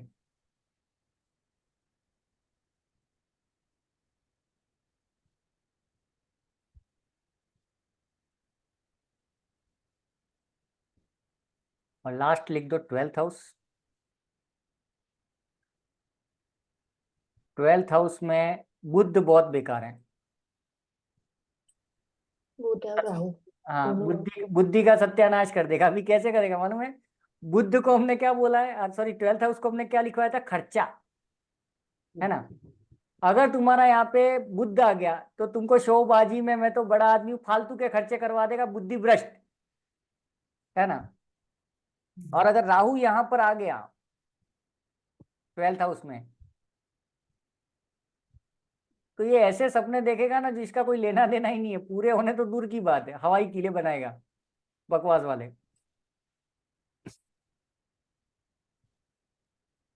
और बुध सूर्य कंबाइंड 12th में हो तो? हाँ तो बुध घुसा ना उधर, बुध ने वाट लगा दी, खत्म कहानी। इससे भी फादर को प्रॉब्लम होता है क्या, बुध और सन 12th में हो तो? नहीं, वो शनि का एरिया तो नहीं है, राशि तो जुपिटर की है, तो ऐसा नहीं होना चाहिए। आई डोंट थिंक सो, क्योंकि 12th हाउस पापा का नहीं है। पापा को अपन देखेंगे वहीं से, 10th हाउस पापा का घर है। और दूसरा क्या है कि फर्स्ट हाउस में, फर्स्ट हाउस भी पापा का नहीं है, बट प्लेनेटरी इधर उधर हुआ ना तो कहीं वो उसमें लफड़ा हो सकता है। जो देखते हैं ना एक दूसरे की दृष्टि डालते हैं, ये डालते हैं, हाँ उधर कुछ ठीक, ने मुझे बोला था कि 12th हाउस व्यय भाव होता है और व्यय भाव में सूर्य जाए तो पापा की डेथ होती है, तो मुझे वो कंफ्यूजन था। May be, I am not sure, अभी नहीं बोलूंगा कुछ भी, है ना। ओके। उस हिसाब से तो फिर अब मतलब गुरु चला गया तो बच्चे भी चले जाएंगे, शुक्र चला गया तो शुक्र भी चला जाएगा, वाइफ भी चली जाएगी, तो ये थोड़ा सा एक्सेप्टेबल नहीं है, यूं, है ना, हजम नहीं हो रहा है। शुक्र खर्चा मतलब है तो मतलब जैसे शादी होगा वो राइज चढ़ जाएगा सर। हाँ, ये हो सकता है कि ये हो सकता है कि एक नंबर है तो हो सकता है सूर्य को लेकर के खर्चे हो जाए, पापा के ऊपर एक्सपेंस हो जाए, घूमने फिरने पे हो जाए, हेल्थ पे हो जाए, दैट इज एक बार समझ में आता है। लेकिन पापा खर्चा हो गए, ये थोड़ा सा नहीं समझ आ रहा है। अच्छा एक चीज लिख दो, बुध एक ऐसा प्लेनेट है, बुध ये अलग से लिख दो, ठीक है ना, तो आगे से याद रखना इसको। बुध ऐसा प्लेनेट है जो बुरे के साथ में बुरा हो जाता है, अच्छे के साथ में अच्छा हो जाता है, इसका खुद का कोई लफड़ा ही नहीं है, जिसके साथ बैठेगा उसके हिसाब से हो जाएगा, रंगीला है ये।